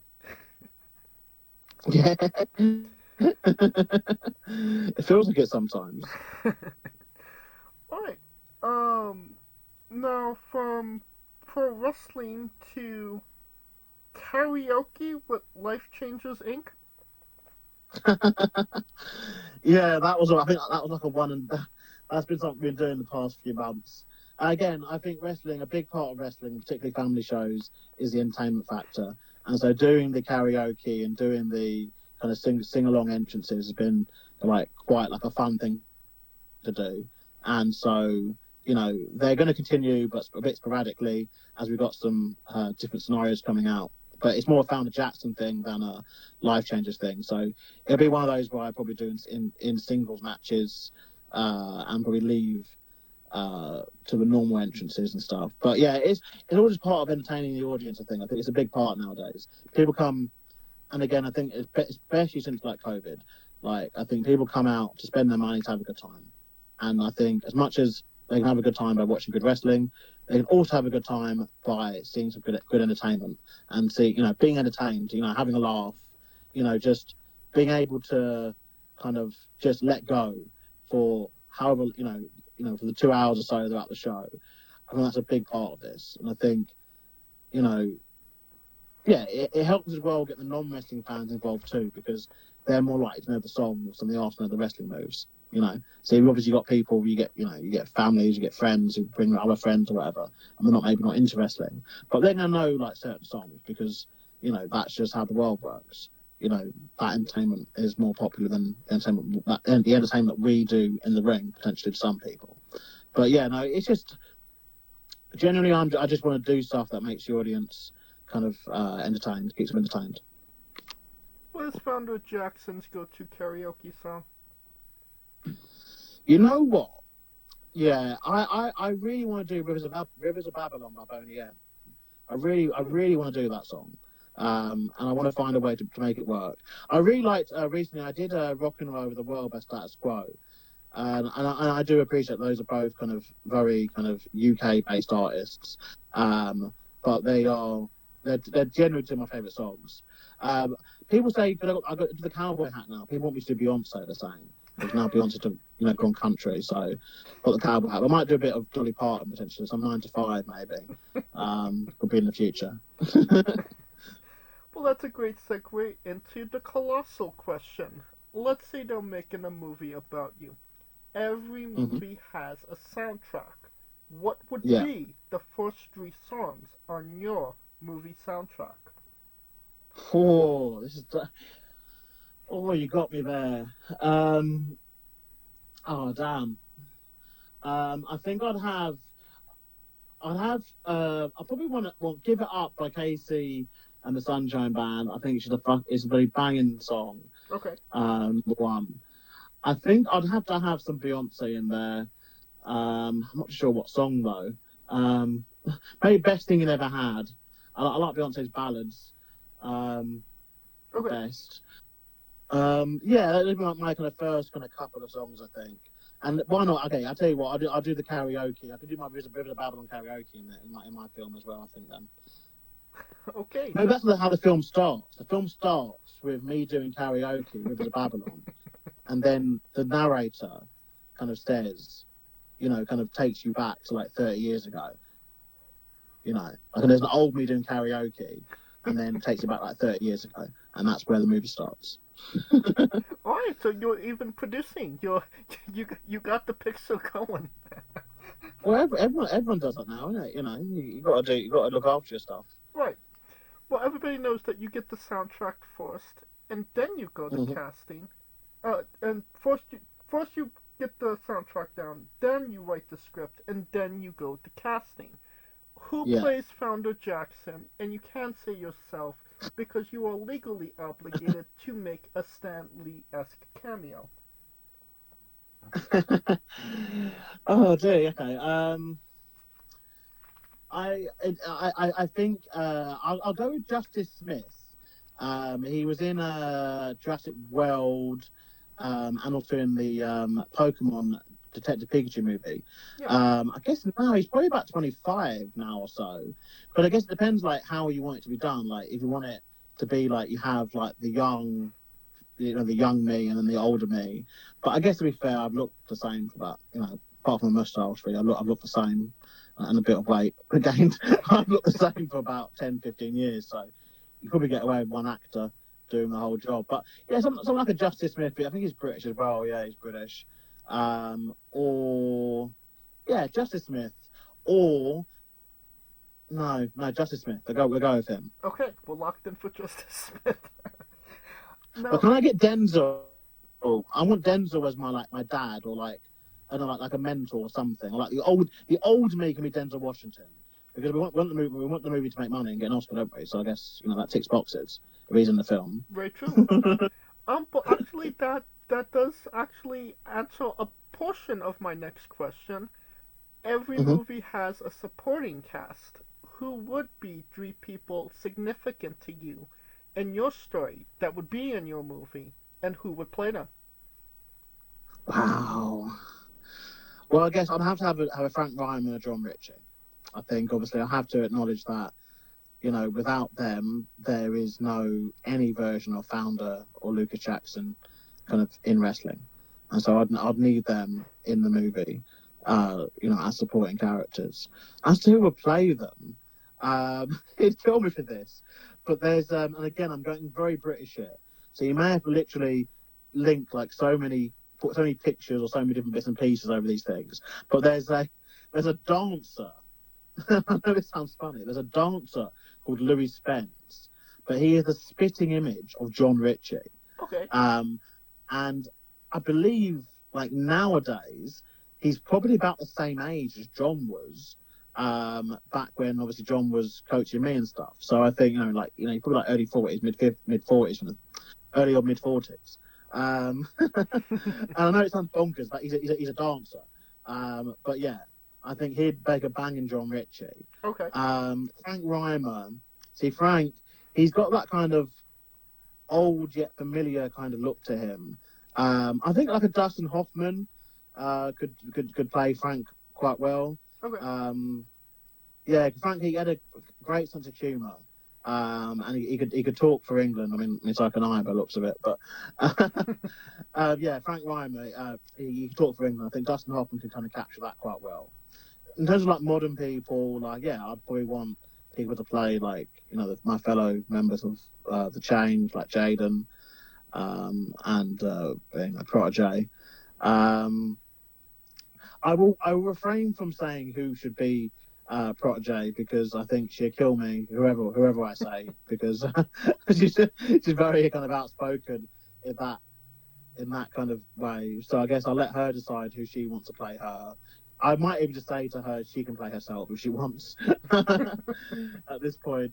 Jaden, I think, yeah, Jaden, yeah, I guess we could have someone like Jaden Smith actually play Jaden, to be fair. Or I'm trying to think of like another young. Yeah, I think of Jaden. He's young, like he's 21, so it's like it's hard. But you're basically dictating that you basically need it to be a nepo baby kid. So I don't know, like Will Smith's got kids. Denzel got like a teenage kid. You know, like I know you've got John David, but I know John David's like probably in his 30s now, isn't he? So it'd be a bit weird and playing like a 20-year-old. But yeah, maybe I'll let Jaden decide who's to play him. But honestly, I think I'd have to have like some sort of scene at the start or some sort of big scene in the movie where there's just like so many different cameos and so many different people in, because generally like so many people have been a part of DK, and you know, I'll use this time now just to thank like genuinely anyone who's ever kind of done anything for DK, whether it be, like I say, wrestler, kind of MC, commentator, referee, music, you know, lights, shop.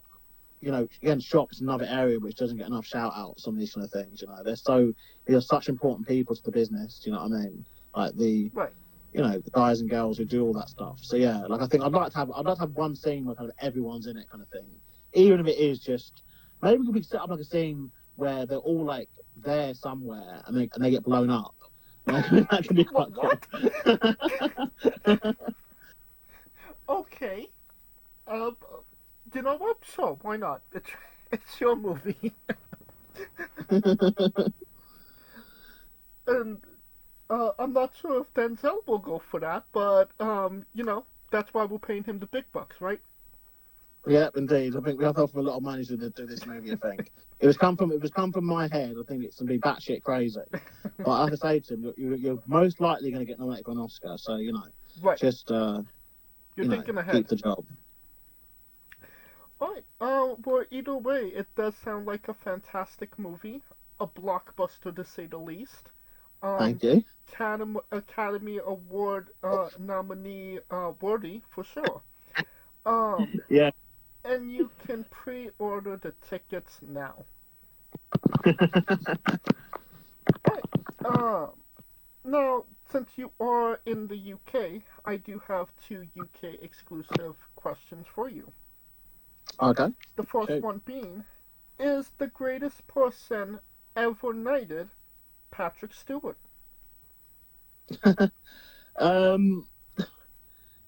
Yeah, I think he is kind of universally beloved, isn't he? Right. He really is. I kind of think, and it's kind of scary saying this because we are pre-recording this, but we have to assume this guy's going to live forever. But I think we have to give a shout out to David Attenborough, surely. Like, David Attenborough has just been...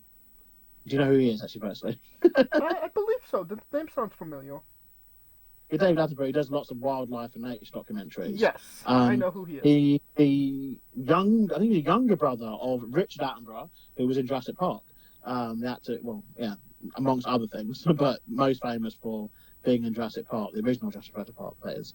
But yeah, I think it's people like David. There's like a group of people really that have been knighted that I think no one has had a bad word to say about them. And I don't know. We have what we'd call like national treasures over here, like people who kind of, on the whole at least, obviously Twitter will kind of always find someone who dislikes them, but on the whole, these group of people are kind of beloved by us, and people who, if you were to say anything bad about, people would go, "What the hell?" Like, I think David Attenborough is up there. People just universally just love the guy, and would fight you if you dare to say you didn't like one of his documentaries. Particularly if you're an American, I think saying that they kind of they really get kind of angry, about that. But yeah, I think Patrick Stewart's also up there too, and particularly I guess maybe a bit more relevant / a bit more cool of an answer potentially to say. But there's some really good people that have been knighted saying that. A lot of our Olympic athletes have been knighted or had damehoods awarded to them. Rightfully so. Rightfully so, because they've dedicated a lot of time, to their craft for their country, and so it makes sense. But yeah, I think Patrick Stewart's a good shout though. Yeah, he's a good shout. And David, not the first time I've heard his name mentioned in this segment. So really, yeah, definitely beloved. Yeah, no one can say anything bad about David Attenborough, in my opinion. Yeah. All right. Second question: KFC or Nando's? Well, I'm gonna say Nando's. I must stress I'm vegetarian, so this is a bit of a but no, Nando's. I mean, I have eaten meat like previously, so yeah. But Nando's does better veggie options, and there's a much better vibe to it. I must admit, I find KFC chips to just be disgusting over here. And again, I think we've got different chips over here than you have over there. I think KFC wise. Not entirely sure about that. Yeah, I think we got new ones. We got new ones like a year or two ago, and I'm pretty certain the big thing was they're only in like KFC UK, not in like anywhere else. But I'll say Nando's. There's a good vibe to it. Have you been to Nando's? You don't have Nando's. You don't have it over there, do you? We do not have Nando's here. There's, from what I've Googled, there's one in Washington, D.C.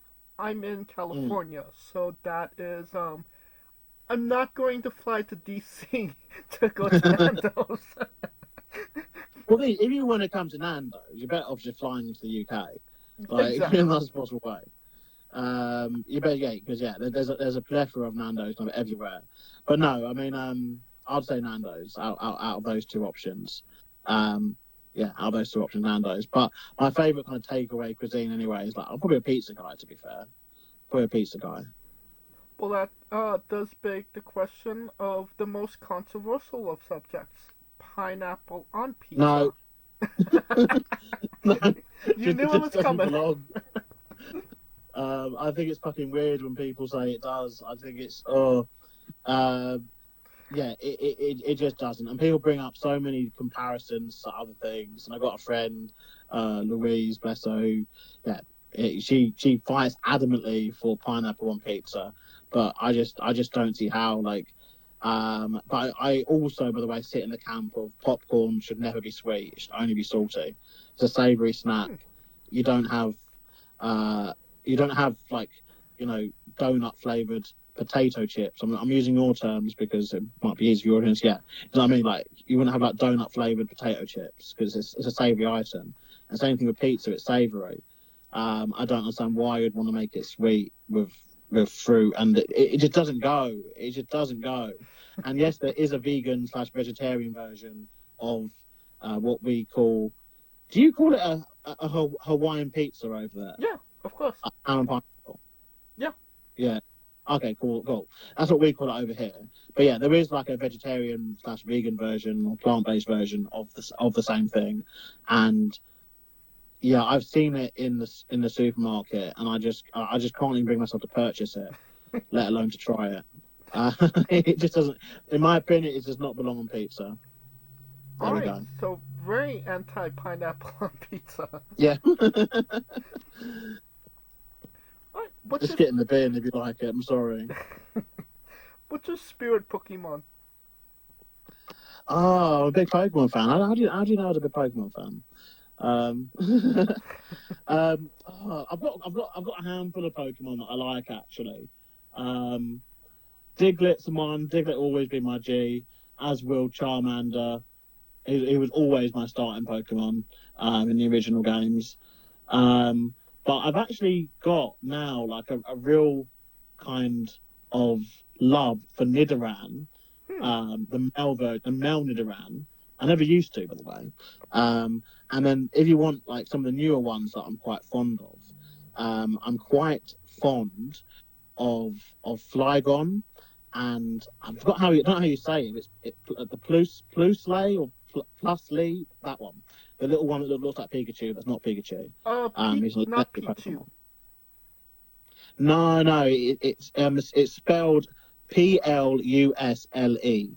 So I don't know whether it's meant to be like Plusle or Plusle or something. He looks like Pikachu, but he's not Pikachu. He has like he's another electric Pokemon, but yeah. I think Pokemon's so cool though. Like as a whole, like I genuinely think it's so cool.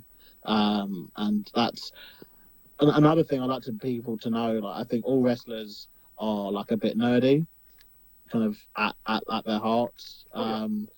Because I think you find obviously with wrestling, you find that a lot of people in wrestling are people who have been maybe pushed out of other disciplines or other sports or other activities, and so we all kind of have found our own little niche things that we like, and so but then we come together to do wrestling, and I think that's what makes wrestling so unique. Now, we love the late great Tracy Smothers on the show. Mm-hmm. Do you know the acronym for Doug? THUG. No, I don't. T is for terrible, H is for hell, U is for ugly, and G is for jail, because a Doug can't spell. Ah, okay.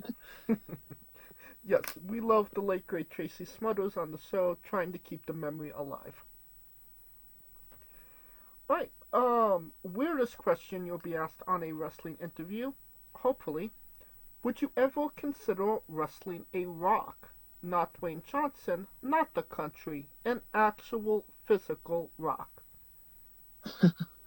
I'd like to say no, but then with how wrestling has been quite weird over the years, basically the past few years, I can still imagine a scenario where that actually comes up and exists.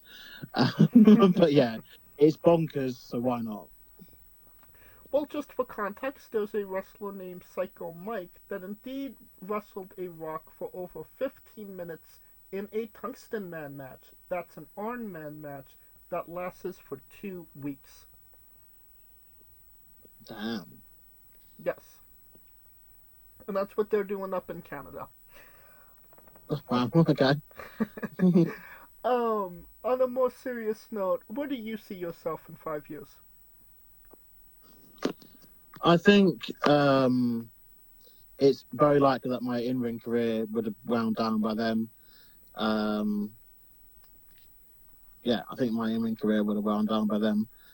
But I think that I'd kind of move towards booking and promoting show for DKW still, and focus on the show running kind of thing, side of the business, and potentially if I if I hit the gold mine with this podcast, which is bloody hard to do nowadays because obviously everyone has a podcast nowadays, then potentially we're doing a bit of that as well. Yeah, that's how I see myself in 5 years. And what is a match people should go out of their way that best shows off what DKW is all about? There's a few. I'll just mention one from. I think one from recent that I'm really proud of actually is a match between Tom Edwards and Big O. It took place this year at our recent event actually in London called Fallout. And now the reason why this showcases DKW very, very well is because this is a match that we've actually done before, a year prior to this match, and it did okay. But you see the growth like night and fucking day by watching the matches back to back, and you see the two performers grow as performers because of the hard work they've been putting in over the past year. And it was one that I was so happy that it went really well, because genuinely about 95% of my excitement through wrestling nowadays is through seeing other people do well and succeeding and living their dreams. And look, without kind of getting to kind of, violins out here, like the time's over for me. I know this. Like, I'm currently 36 years old. I'm not going to be, chasing, going, I do, like I said, outside of this, I work a job, and I also, what do you call it? I run boot sales. I do other bits and pieces. I do other bits and pieces to make my money. But a lot of my enjoyment comes from seeing other people do really well. And so and especially, and even more so, when they're like two guys who are like Tom and Omar, Big O, like I've had kind of a lot of involvement in their journey.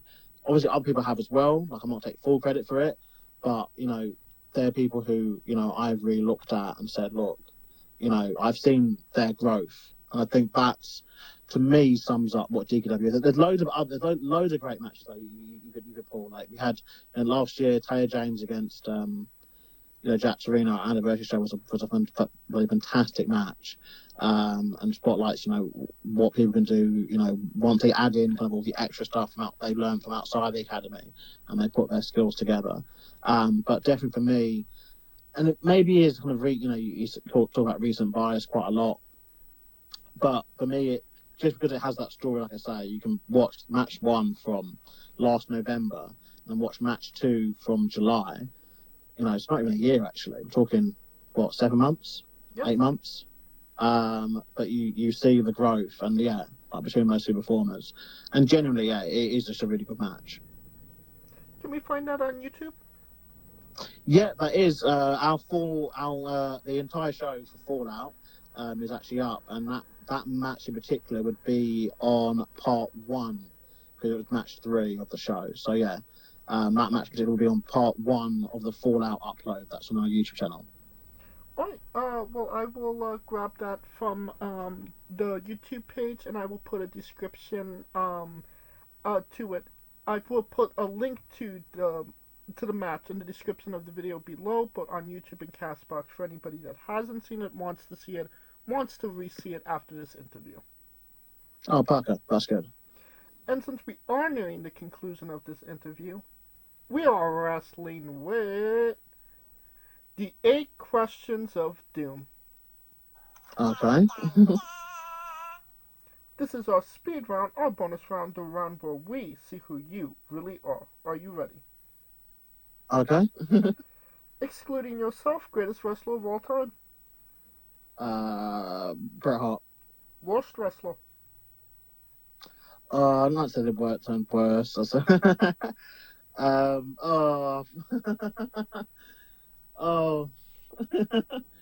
a hard one. I'm gonna go with. I'm gonna just say because he didn't live up to his potential. Put me on the spot with this one, aren't you? It's such a hard one to answer.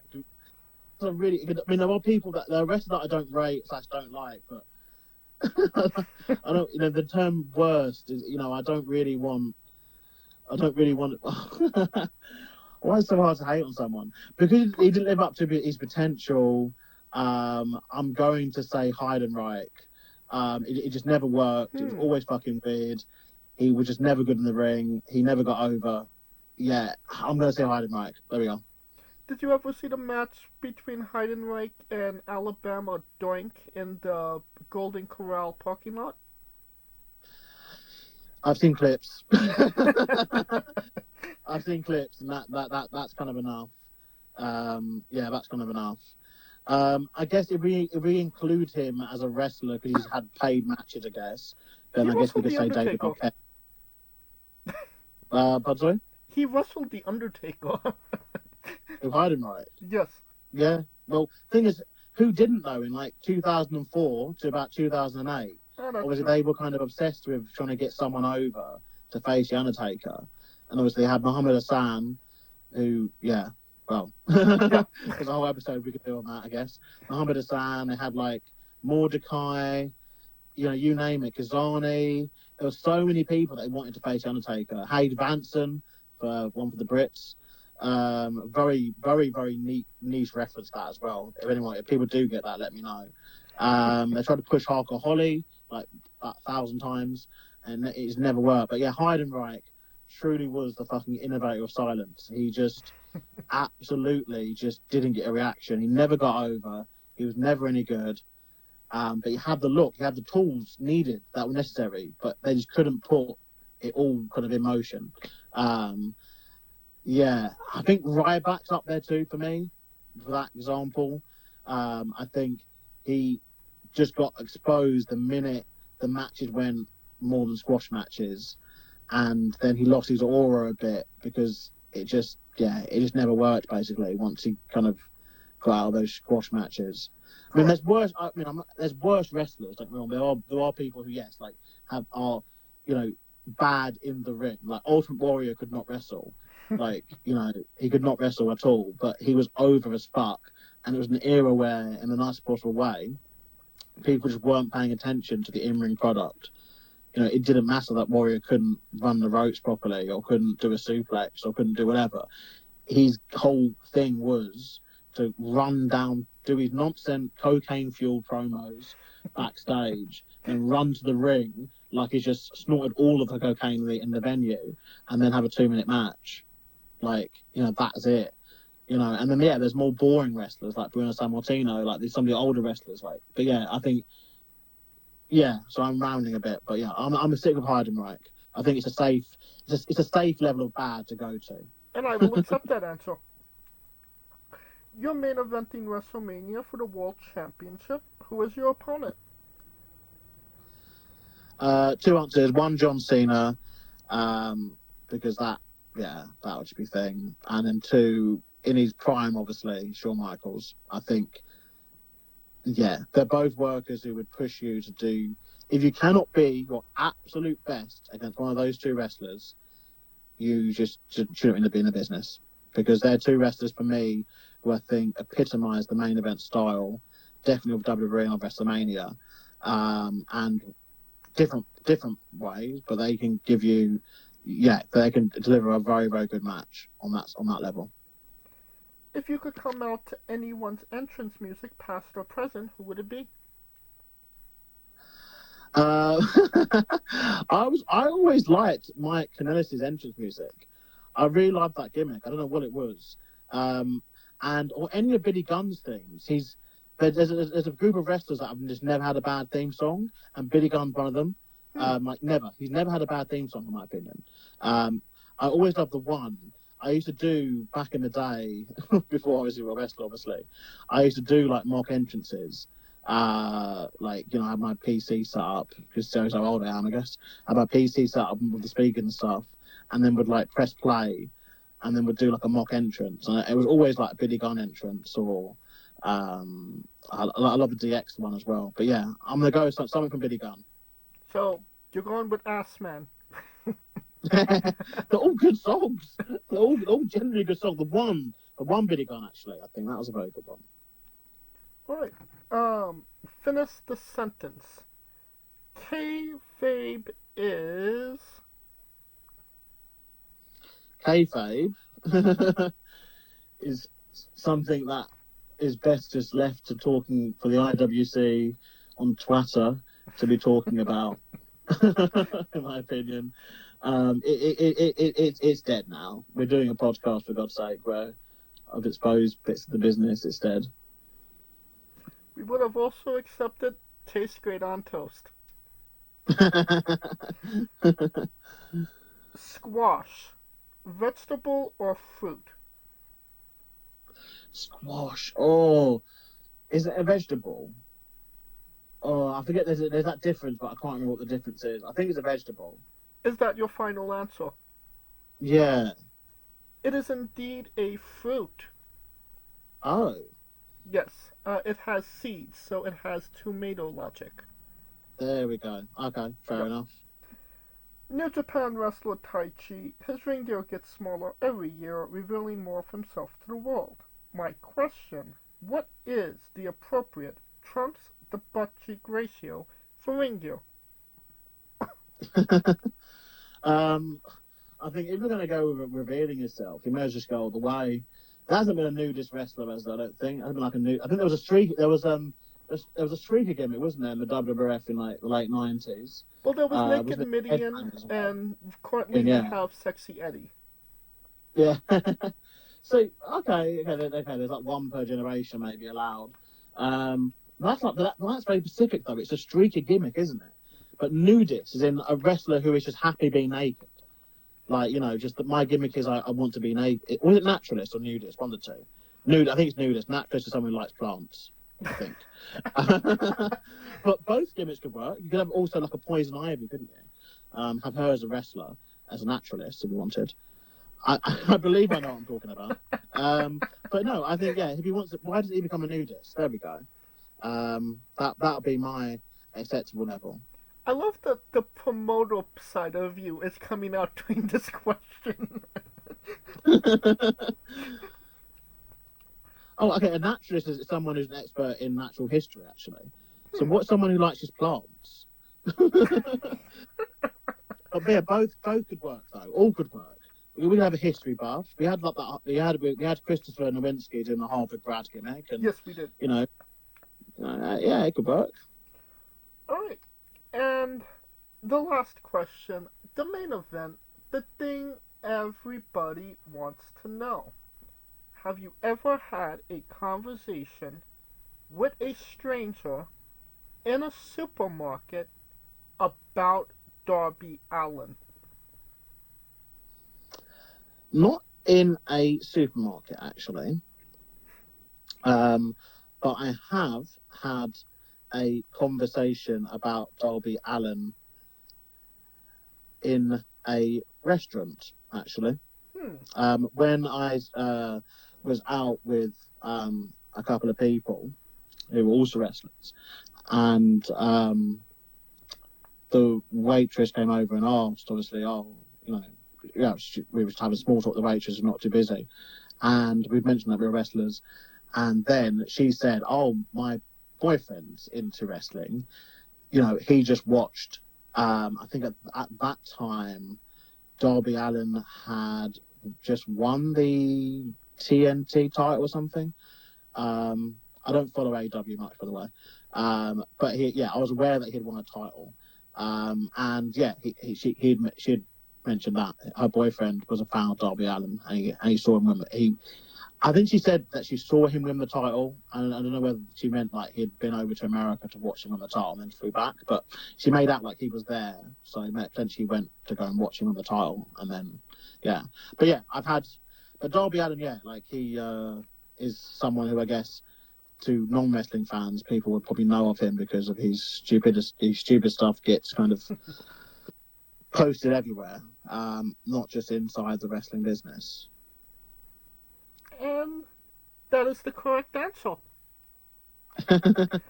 Well, it's correct because it's something that happened.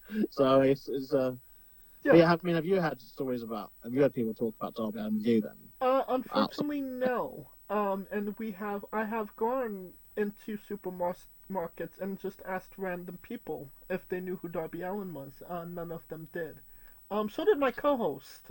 They did not. They were not as. They were not successful either.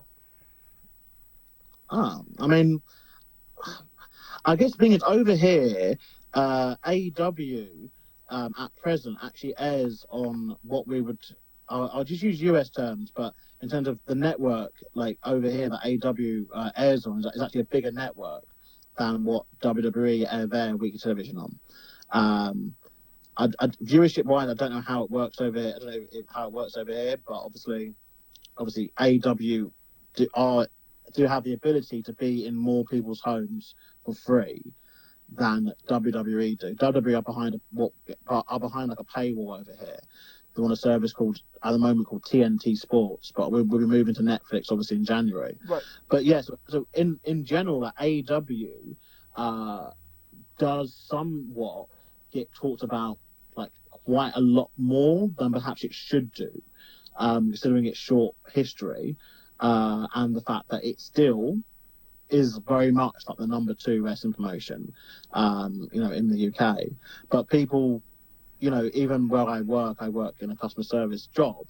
I have had people, when I say I do wrestling or, I like wrestling or whatever, they have mentioned AEW wrestlers as part of their kind of, I'm a fan of XYZ.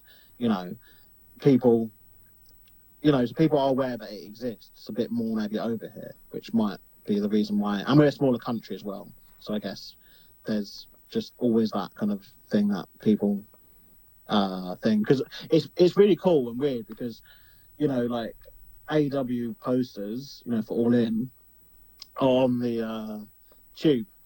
I went onto the tube the other day and there's big AEW posters. They're on the side of buses, going around London. So it's right.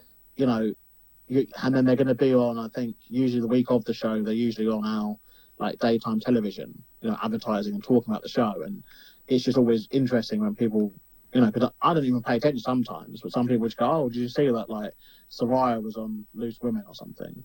Or like, oh, okay, great, that's cool. Thank you for letting me know. I'll go and watch that later on. So I think overall AEW is a bit more like it is talked about more maybe over here, particularly at this time, I guess, as well, because obviously All In a couple of at time of recording, obviously, is in a couple of weeks. Right. I have had people talk about him that guest on the show that have had conversations in supermarkets. The most notable, I would say, is that somebody from Sweden actually had a conversation in a supermarket about Darby Allin, which definitely drew me off. So he is known, but it's here and there. One that's quite interesting now, that's come up because I work with some younger people, who are maybe like 19, 20, 21, that kind of age group, right? And I had one of them. When The Rock obviously came back at WrestleMania this year, one of these guys went, "Oh, I didn't know The Rock wrestled." Oh God! Wow. And I was like, "What?" And I said, "Well, yeah, of course, because the last time, obviously before WrestleMania, when The Rock wrestled a wrestling match, this person I was speaking to who said this would have been 8 years old, and if you're not a wrestling fan." And you're 8 years old, like, how are you finding out that The Rock's wrestling at WrestleMania? Like, you're not. Right. It's just not going to cross, it's not really going to cross you unless someone tells you, oh, this guy, The Rock, is wrestling at WrestleMania. Yeah. But, yeah, like, and it has created that thing of, like, do more people know The Rock through Fast and the Furious now, especially younger people, or through wrestling? I think it just depends on how old you are, if I'm being honest. Yeah, no, that's what I'm saying. I mean, particularly younger people. I think a lot of them would probably know him more from Jumanji and, the movies he's done, right. Rather than the ring, because he hasn't, in their lifetime, they haven't been able to see, he hasn't had any matches Right. until obviously this year. And honestly, it's about what your parents exposed you to first as well. If your dad's a really big wrestling fan, you're going to see The Rock there first, then a movie. Yeah, it's true, but it creates an interesting caveat. Do you know what I mean? Like where, it shows obviously again like how long the Rock was out of wrestling for. Right. Because he was able to build up a whole new fan base.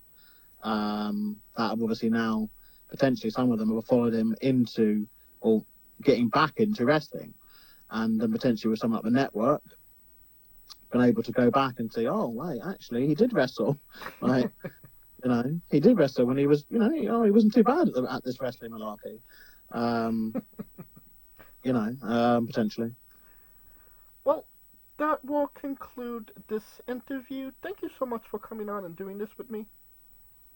That's all right. It's been fun. Absolutely. And once again, where can we find all things Founder Jackson and DKW on social media? DKW-wise, Instagram and Threads, we're very active on those. At DKW_shows, at DKW_shows. Facebook, search for the DKW Academy. Obviously, a reminder, we do training sessions, so if you want to obviously learn to do this. And I would actually say as well, the business is screaming, absolutely fucking screaming out for kind of managers, for referees, for, MCs, for kind of anyone who's not actually wanting to be in the ring. So yeah, we're doing several things based around that as well. So people obviously want like a part that's not in the ring. You can also come attend training and be like a part of the business in your own way. But yeah, DKW Academy on Facebook. We have a YouTube as well. I think it's the DKW Academy or DKW Academy, one of the two. And TikTok at DKW_Academy. We have no idea how TikTok works. Probably shows from some of our content there, but we do post them there quite regularly. And then myself, I'm at Founder Jackson on Instagram and Threads only at present. And merchandise may be coming soon. Indeed. Hopefully it might be out by the time this podcast is out. Alright. And you don't have to type it into your Google machine. All of the links to all his social media and DKW will be in the description of the video below, both on YouTube and Castbox. Simply click the link. A new tab will appear on whatever device you are on. You have no excuse. Buy a damn shirt. And if you're local, buy a damn ticket. Good. Of course, thank you for listening. If you like what we're doing, please like, subscribe, comment, both on YouTube and Castbox. This was sponsored by Rogue Energy and Player One Coffee. Join us tomorrow as we interview Nico Klein, and join us every Tuesday and Wednesday for new incredible interviews.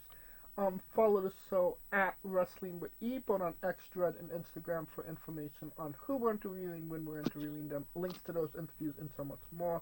Follow me personally at JamesJ993. Alright, when I say wrestling wit, you say entertainment, okay? So I say entertainment. Okay, cool. Yep. For our special guest Founder Jackson, Calico Yacht, Scooter Dust, I'm James J, and this has been Wrestling Wit Entertainment.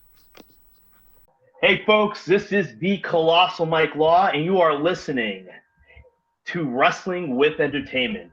Enjoy the show, support these guys. We appreciate it very much. We'll see you at ringside.